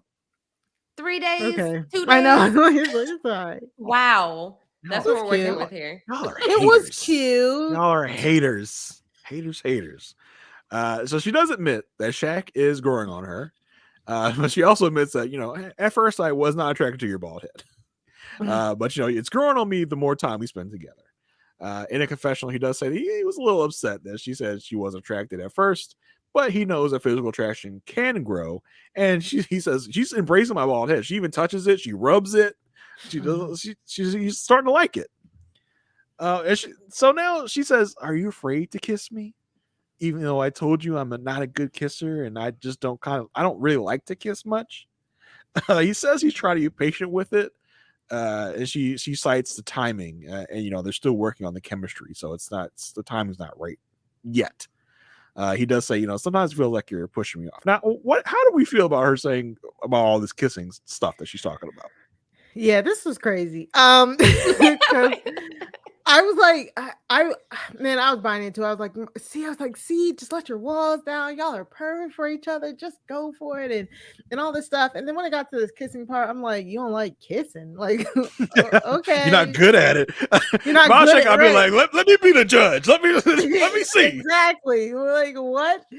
And then it was just weird. And I agreed with him. It's like he's like, it feels like you're putting up a wall, like it's that last like little barrier. And she's like, well, but she did make a point, like, but we're always touching each other. I like physical touch, and this is touching. Like, she's sending mixed signals. I'm sorry. Like, I only say that because I don't like to watch After Party. I don't like to watch it because I'm always like looking for the answers. Yeah. And I told myself I was going to turn it off. But before I could even turn it off, I saw his answer to what happened with her. And I was like, like, I'm so mad because it's like, he basically said she puts it on for the camera. And I'm just like annoyed. I'm just so annoyed because I really think they're like a pretty good match. It just seems like she's so taken aback by the package that it's in that she's just really, I don't know. I don't I'm sad because I was really, when I first watched this, I was like full of so much hope. I'm like, they're so cute and they're growing on each other. Oh my God, maybe they'll make it work. Yeah, I was pleasantly surprised by this episode leading up to this conversation with how much progress they had made. Because I was so down on them because I'm like, she's not into him. And then I was like, oh, wait a second. Maybe she just needed to open up a little bit more. Oh, it's okay. But then to know that she's kind of she's saying two different things off camera and on camera, and even on camera she was the one that brought this up. She's the one that brought up this kissing conversation. I thought it was going to lead into, like, similar to how Rudy was talking about on After Party, I thought this was leading into her being like, let's kiss. Because just the way she brought it up was like, are you afraid to kiss me? Like, no, I want to freaking kiss you. Like, well, I'm not afraid. I'm ready to face it. Give me a kiss. But it was such a odd way to bring it up. Right. I'm weird. Like, it was just last episode he asked you for a kiss and you said turned no. him down. Like, yeah. She doesn't, like Mari said, she notes there has been physical touch between them and that she likes touching him. They say it's a security of physical touch. She enjoys that part. But yeah, that was the end of that weird segment with them. They then later sit down to dinner. They exchange pleasantries. You're beautiful. You're handsome. Blah blah blah. He talks to her about how much he wants to. We've been talking about me for so long. It was what Shaq saying. We talked about my school. We were talking about this and that. I want to know more about you.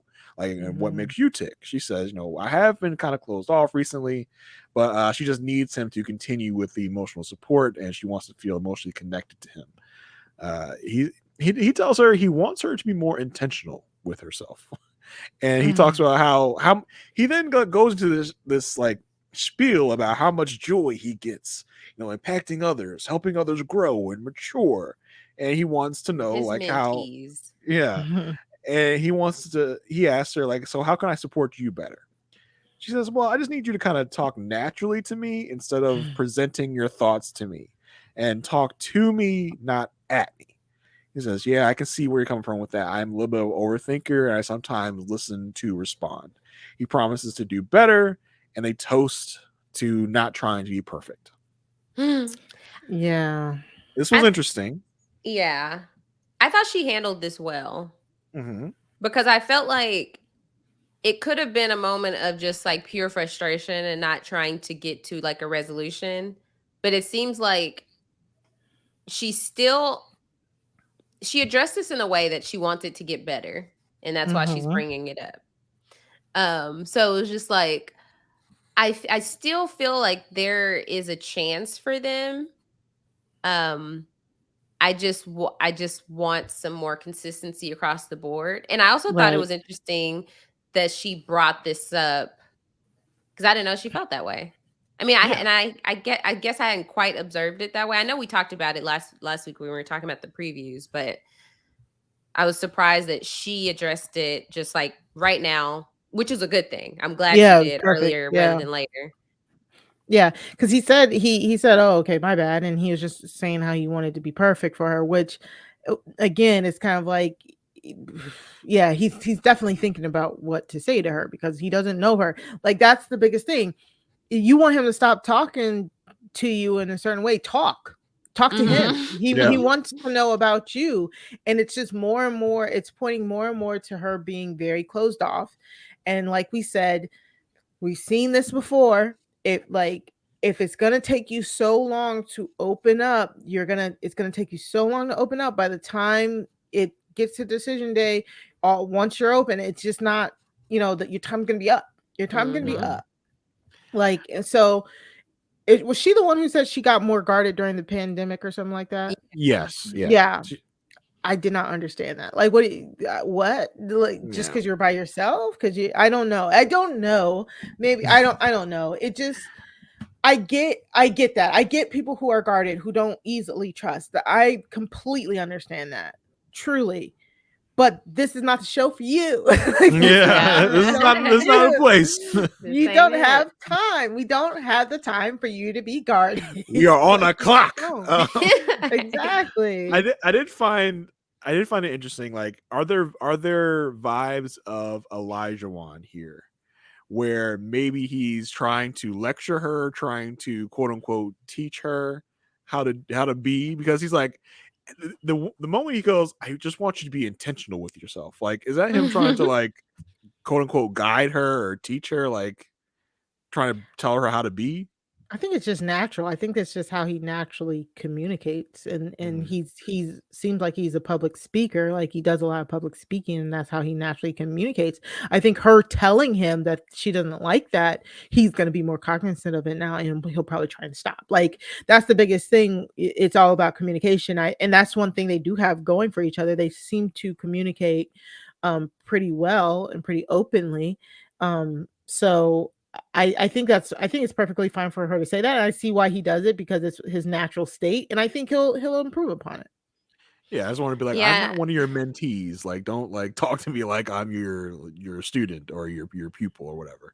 Right. I think it's also just kind of the modern day single educated Black man mindset. Aysha's like, I've heard this plenty of times. Right. This mentality of like, I'm in a very good place, and so I'm going to tell you how to do things, is not a new concept. There are multiple, this specific behavior in Shaq is out there in abundance.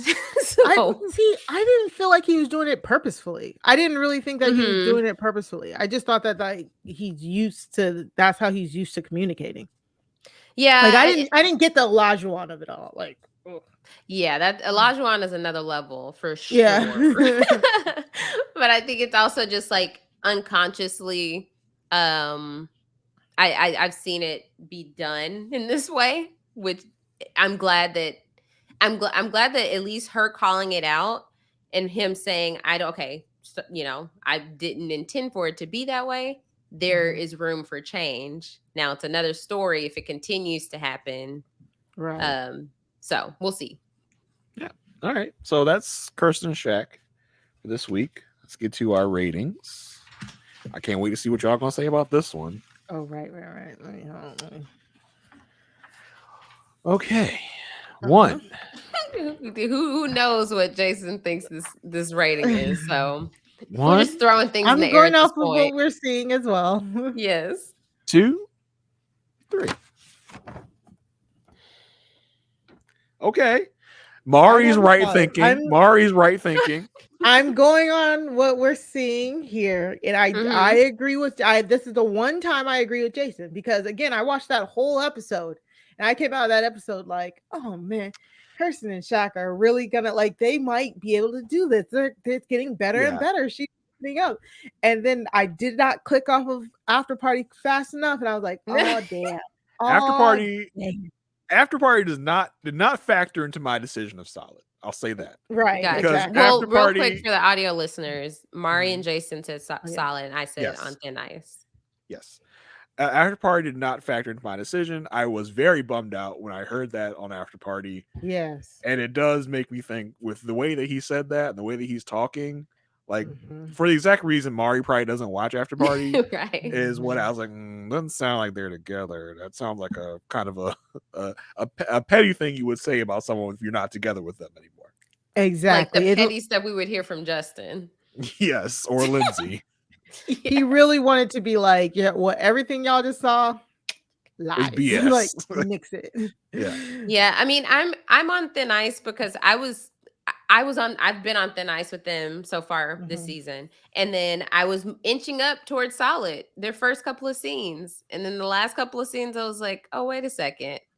Like, we do have 7 more weeks. And this is like early signs of, I don't know. It could go either way. Okay. Fair. Yeah.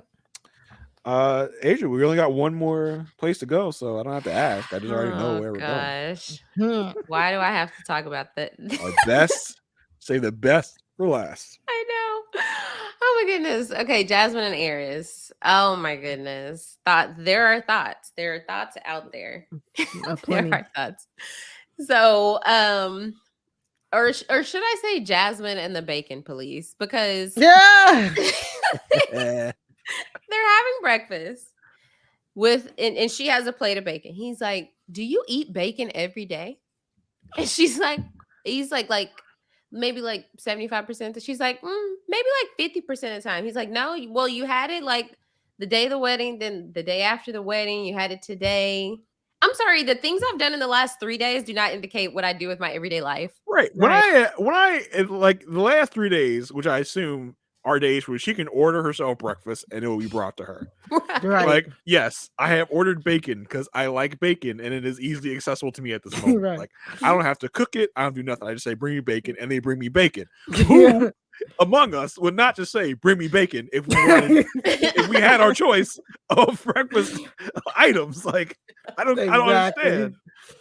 Yeah, it's weird because, like, okay, if I go out to eat at breakfast, most likely I'm probably gonna get a side of bacon. That's a nice. It accompanies nicely to anything: waffles, pancakes, an omelet, and perfect. Like, but if I'm at home, I'm not gonna always. I mean, there's been a thing on TikTok about people's frustration with how bacon is packaged and how it does not last long because of the way it's packaged. You open it, you have about 2 days to run through it because it's like it'll get hard. Look like I got like it's called plastic bag. I freeze my bacon. And see, that's too much.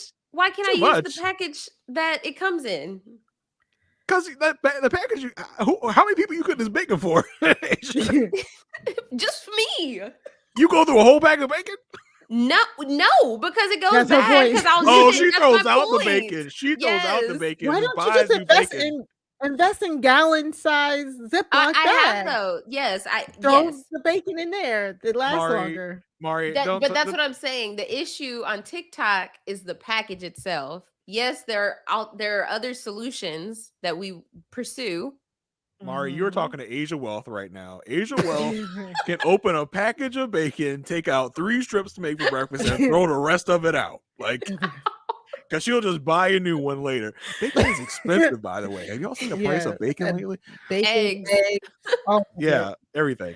But yeah, you're talking to Aysha Welch. You can just toss a whole pack of bacon and think nothing of it. Just buy a new pack later.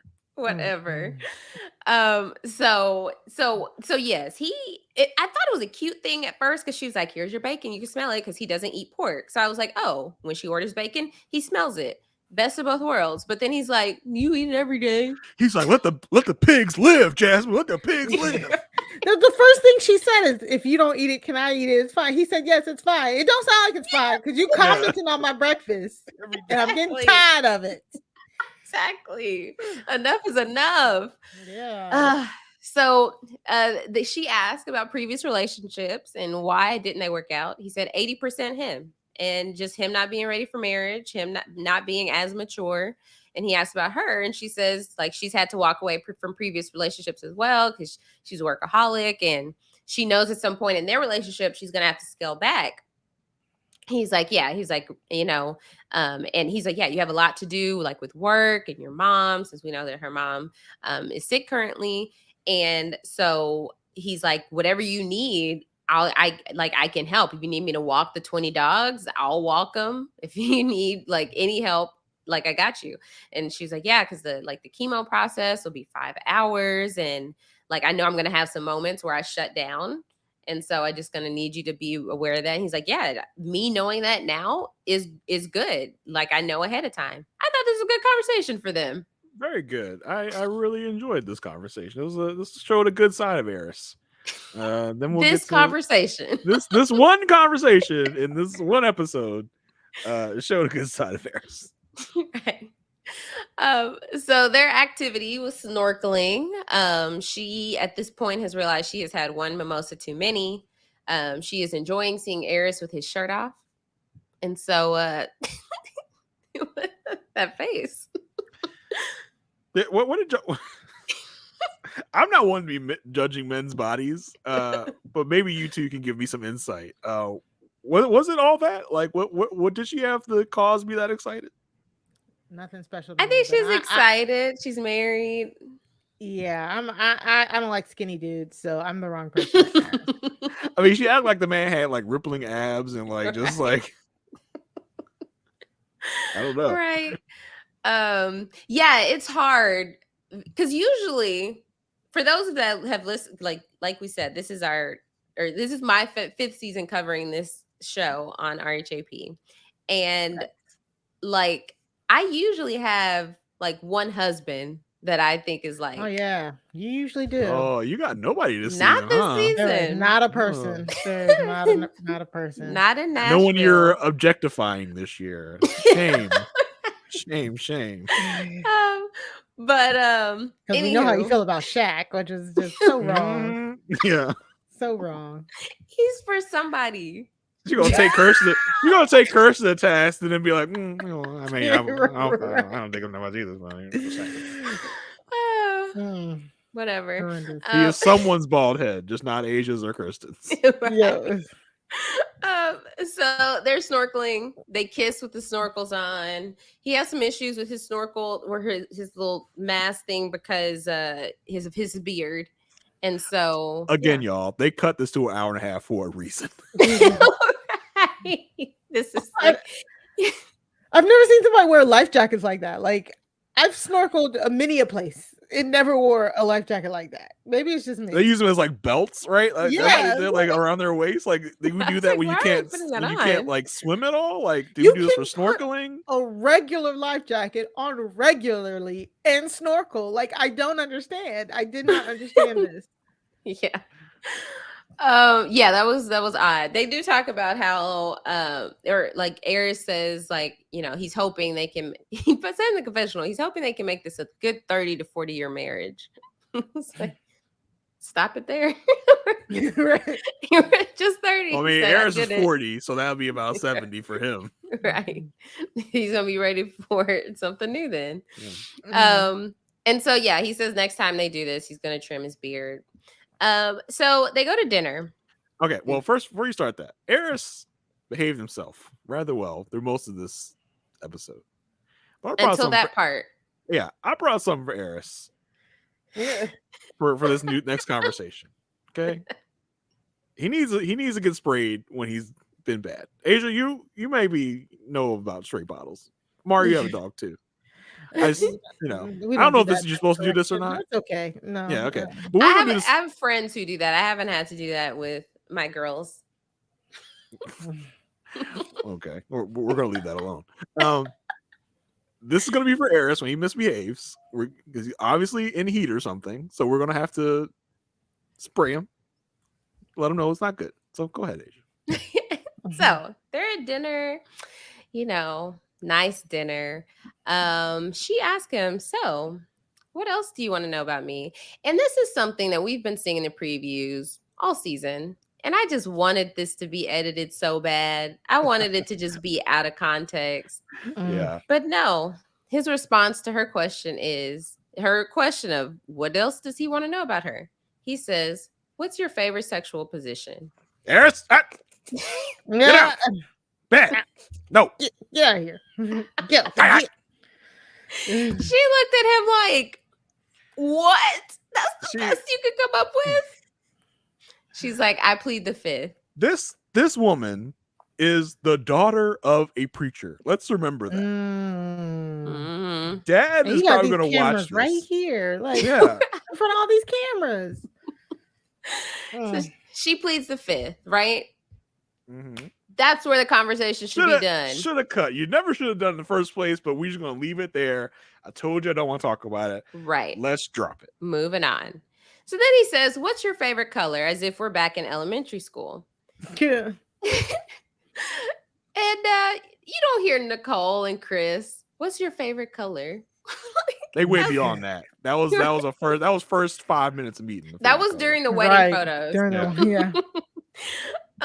She said lavender. And he was like, he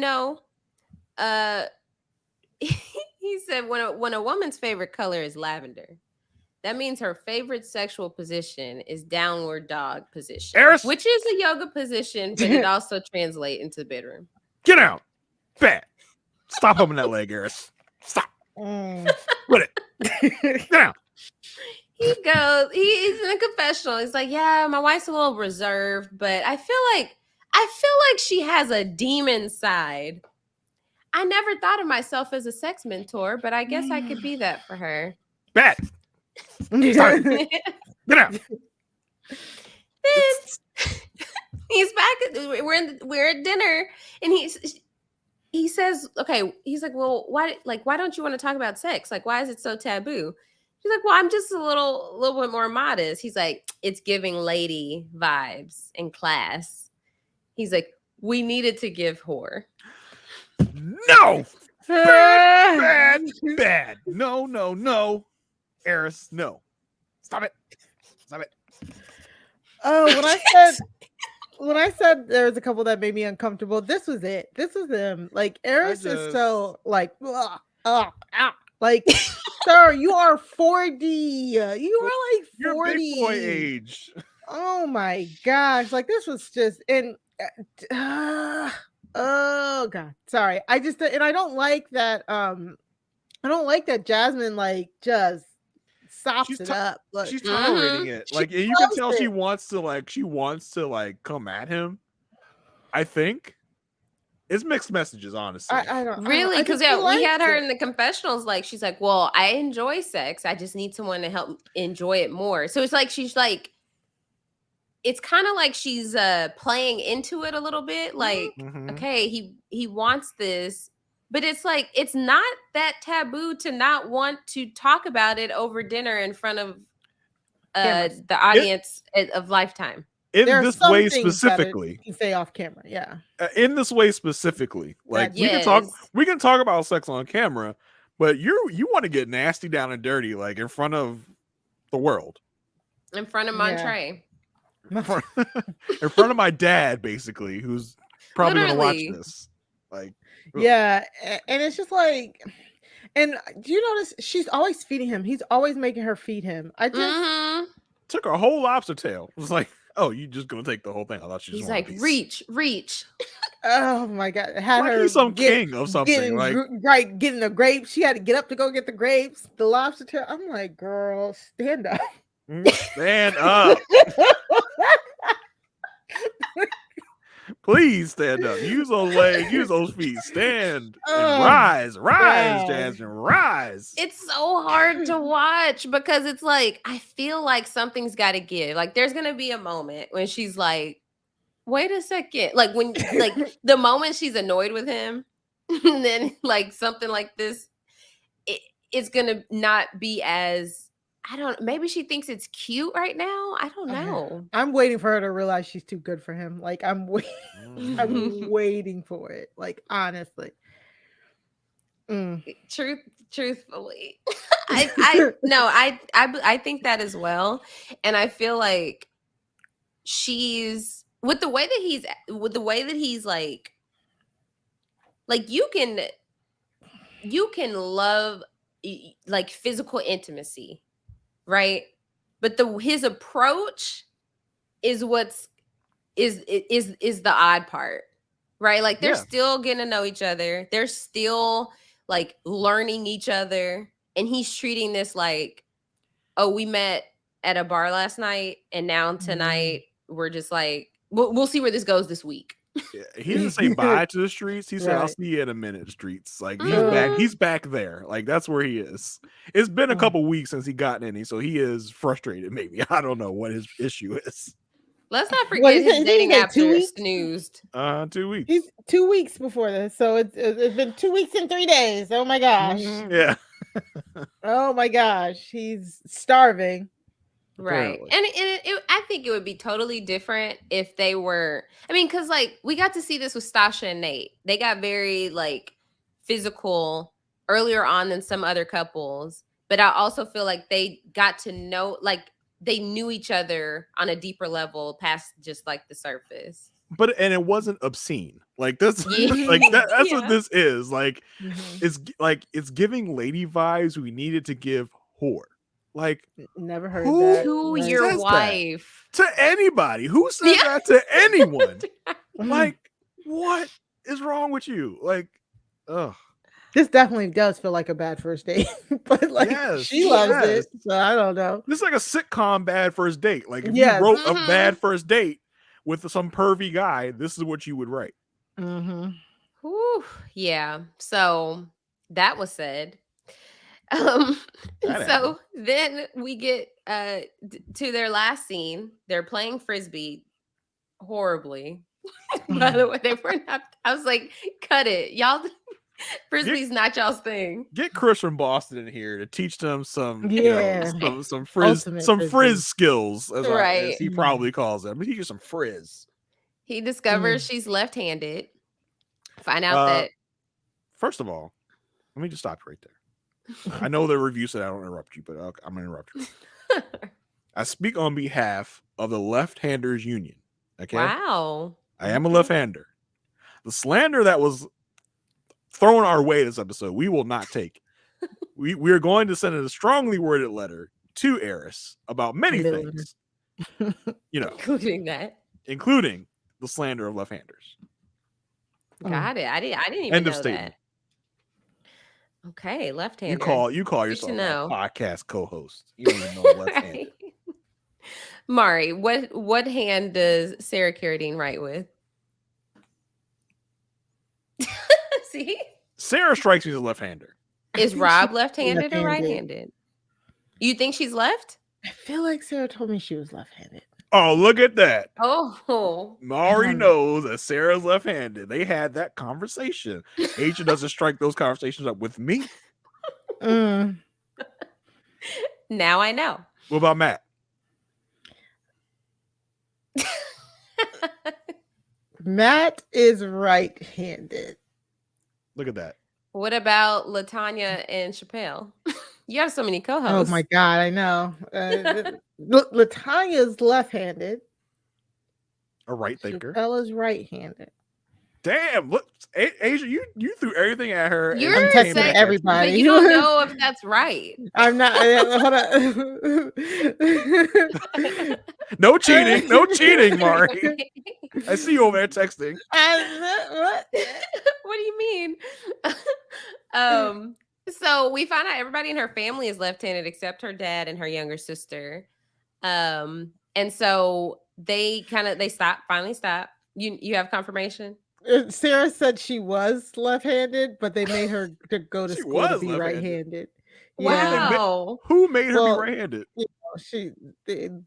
That's something I'm pretty sure they did back in the day. So I'm not surprised about that. Wow. She said why. I'm like, just listen to the MAFS podcast. Because what time is that for? I guess that's the morning. Yeah, her? it's like morning time for her right now. Um. Yes, it's well, no, it's 2 o'clock in the afternoon. Oh, I Mm-hmm. don't know. I thought it was earlier.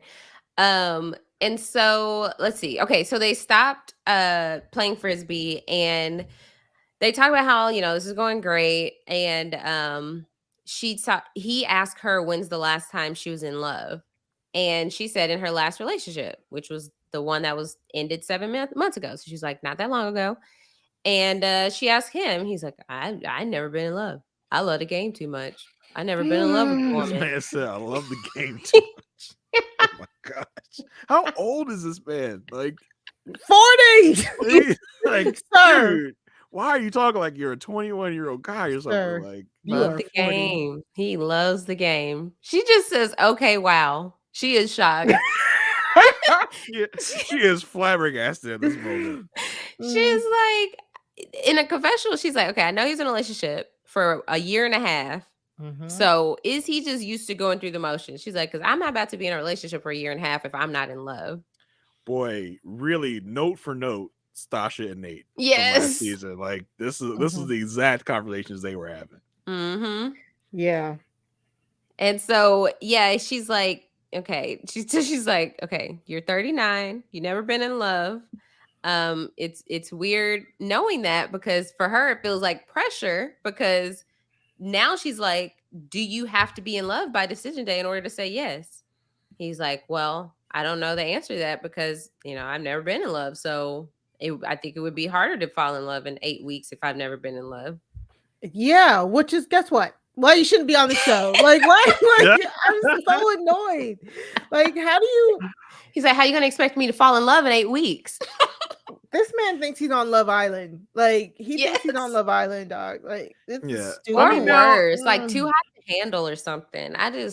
Now the thing is, do you need to be in love by 8 weeks to say, yes to this? I don't think you do. I don't think you do. I think you just need to know that there is enough potential. Right.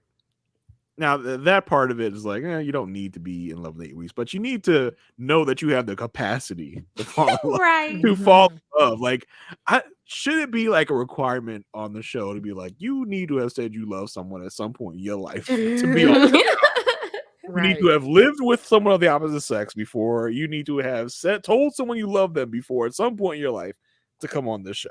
Because we're getting all these inexperienced people in love and cohabitating with people. That's a problem. Yeah. It truly is. Like, how? Like, I know. How do you not go through being in love and the subsequent heartbreak to then know that what you need? Like, maybe Mhm. some people don't have to go through all of that, but I feel like it's like a learning lesson if you've been in love, and if it doesn't work out, then you know what to expect next time. Not being in love is weird. That's weird. And how do you trudge through a year and a half of a relationship and be like, yeah, I What just he kind said, he of was faithful for 90%. 90% of it. Oh Yes. my god. And he well, that was on after party, so you didn't get that, Mari. Oh god. So how do you trudge through a year and a half relationship just being like, yeah, I mean, you're okay, you're cool, like you're all right, you're good. And being an F boy, I guess. I mean, it's just wow. I mean, Nate did the same thing. What was it, 3 years? Yeah, we see how that turned out. yeah. He never fell in love. Why do they find 3 like it's years? just like copy and paste backgrounds? Mhm. I don't. Unfortunately, that's Yeah. unfortunate because this more and more as we talk about it, like this is the Nate and Stasha like formula. Story. Yeah. Yeah, that's weird. That's Let's put a new upsetting. script. Different Yeah. font.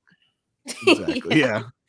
So And it's just I love he's like, well, I like had love for them. Like I cared. I went to the hospital when they were sick. Like I didn't want them to die, basically is what he's saying. Like they were there. Ugh. yeah.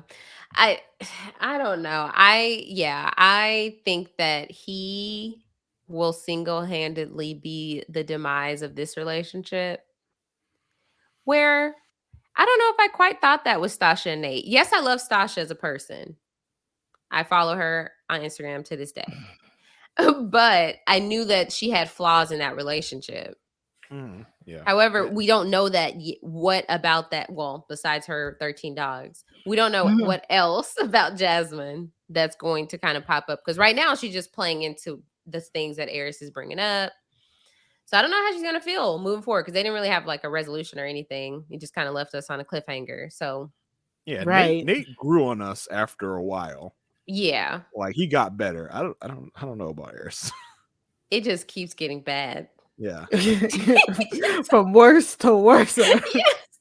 I literally thought the preview, what's your favorite sexual position, was the worst of it. It just kept getting worse. Mhm. You're 39 saying it's giving.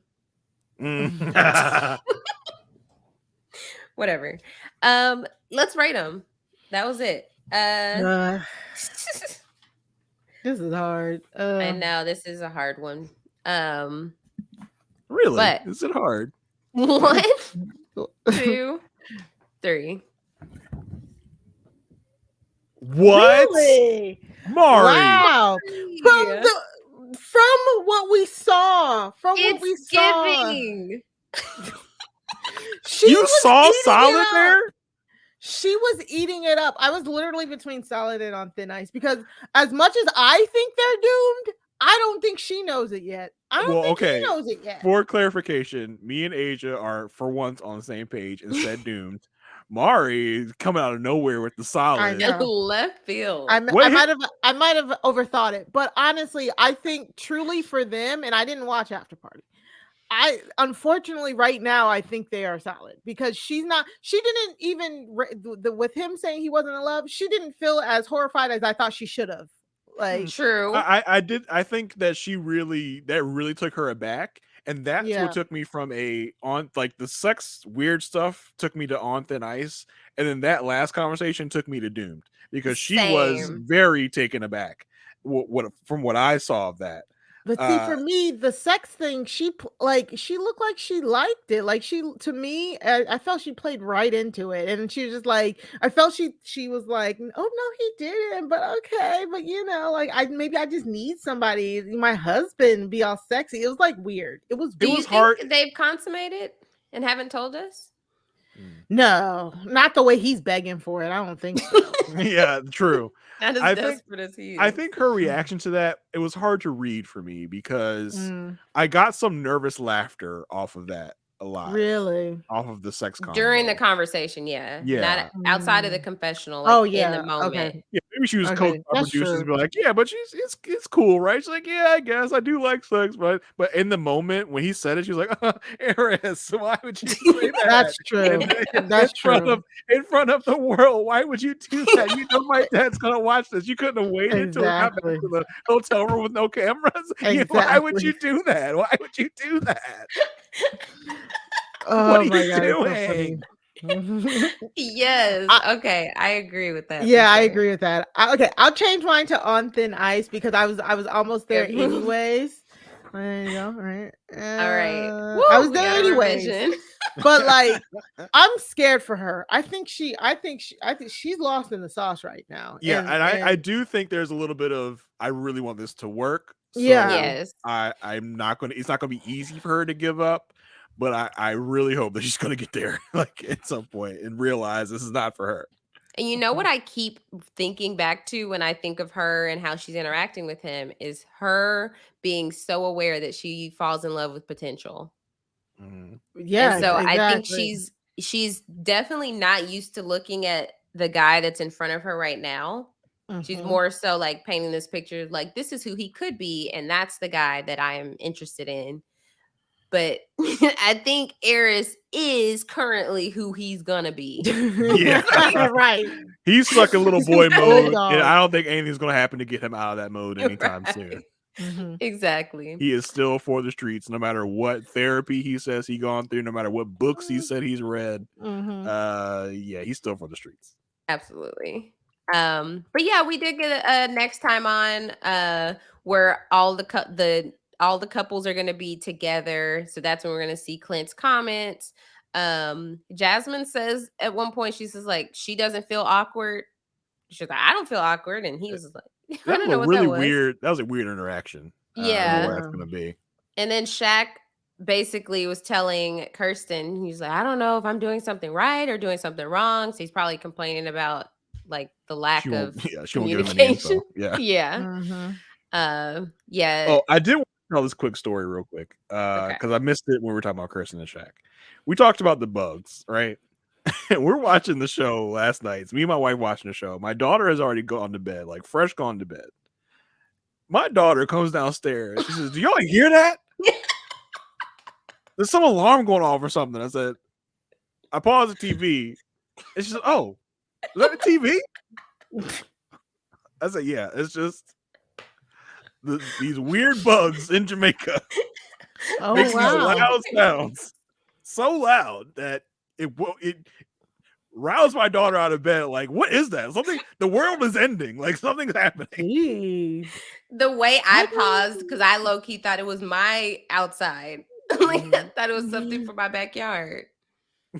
That was a funny moment. I had to bring up. Dang. Oh man, but that was the episode. Thank you so much, Mari, for joining us. It was a pleasure as always. Yes. Any Great to final spar thoughts? with you as always, Mari. Yes. Right. Any final thoughts?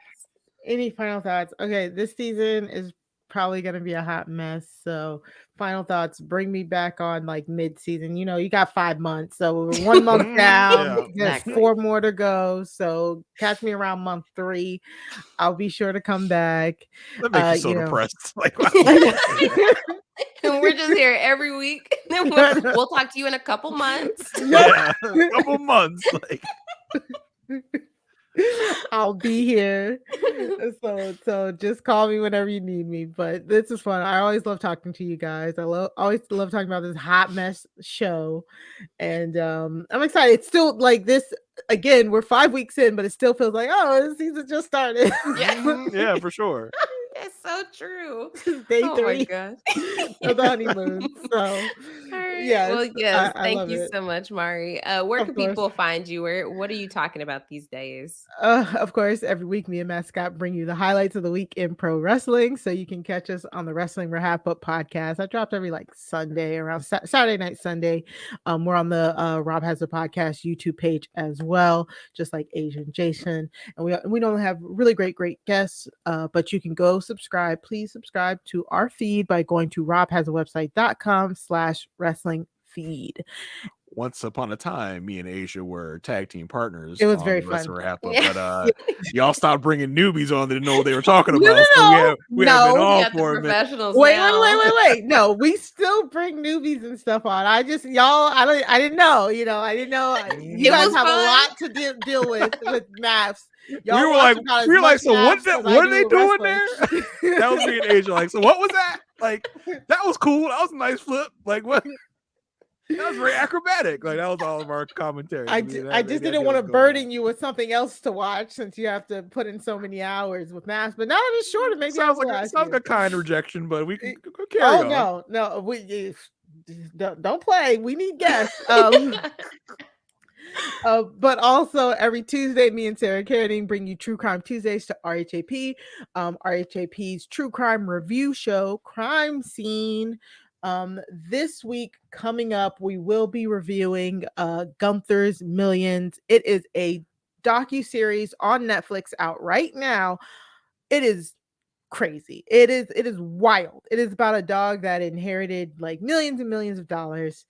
I'm in the middle. I've finished it, but it's ridiculous. So now, why did you have Aysha on for that one? Like a dog. Yeah, a dog. Yes. Because that one was brought to us by another true crime podcaster. So I would have professionals. Listen, it's very close. Yeah. It's very close to Aysha's story. I mean, don't let Aysha pass away. Pepper and Cinnamon are going to be millionaires. Like, Aysha, I really need you to watch it. I need you to watch Gunther's Millions and tell me what you think about it. Okay, I'm watching watch it. But yeah, and so that's going to be dropping on Crime Scene on Tuesdays. Make sure you go subscribe by going to robhasawebsite.com/crime feed. Crime Scene is also on Facebook. We just started a Facebook group. We're trying to get like you two. We're trying to get on Facebook. It's the crime scene on RHAP Facebook group. So you can just look for that. And we're also on TikTok. So at crime.scene on TikTok. So we're trying to pop the socials off, and we will be taking over the RHAP Instagram today. So go check us out over on the RHAP Instagram. That's it for me. Okay. You're always great. So thanks for coming on. We love having you on. Jason, where can people find you? I'm on Twitter at JAYR1085. Come check me out. I sometimes tweet. As far as other podcast projects, I have a couple of things going on right now. I'm talking about the show Extraordinary over on Poster Recaps with the fantastic Sasha Joseph. Very fun, weird, debaucherous show over on Hulu. So come check us out there. Also, I'll be talking about the show Dear Edward this week. That's coming on Apple TV Plus. I'll be talking about that with Marissa Garza over on Post Show Recaps. So check that out when that comes out this week. Probably come out Saturday or Sunday this week. Check me out there as well. Anything else, I will throw it up on my Twitter. Asia. Wow, so you are doing more shows with your other co-hosts. Yeah. Wow. I am. Well, you can't really talk. You're about to have another show that pops off in a week because After the Altar is coming on. Yes, that exactly. Good luck with I that. bet you know what hand Mary writes with, don't you? I don't. Sure. But yeah, y'all can find me on Twitter at Aysha like Asia. That's AYSHA like ASIA. Yes, Love is Blind. After the Altar season 3 is coming out February 10th. So just when you thought you didn't care anymore, they come out with this. Exactly. Still don't care. That is such a shady trailer. Did y'all check out the trailer? Yes, I checked out the shady. I can't. The cringe. I can feel it. I can't do it. I don't know. Ugh. It's only 3 episodes. And so yes, Mary and I. My man just tossing a cutie around in the air. I said, "Oh no, he did. He didn't do that." Exactly. I know. I'm very interested to actually see. You know, we heard so much, but I'm very interested to see what happened. But yeah, Mary and I will be back to talk about those 3 episodes. So look out for that. If you are subscribed to Love at First Sight feed, you will get that on this feed. And so, yeah, and Britton and I'm here every week talking about Married at First Sight. If you want any dog content, follow my dogs at Malshipu Sisters. I post on there a lot, but I am also starting to post a little bit on my own TikTok for this podcast. So you can follow me at Asia Like Asia on TikTok as well. But yeah, thank y'all so much for sticking with us. Definitely make sure you go subscribe, rate, and review. And then also join the Facebook group. The password this week is Lavender. And we will see y'all next week. Bye.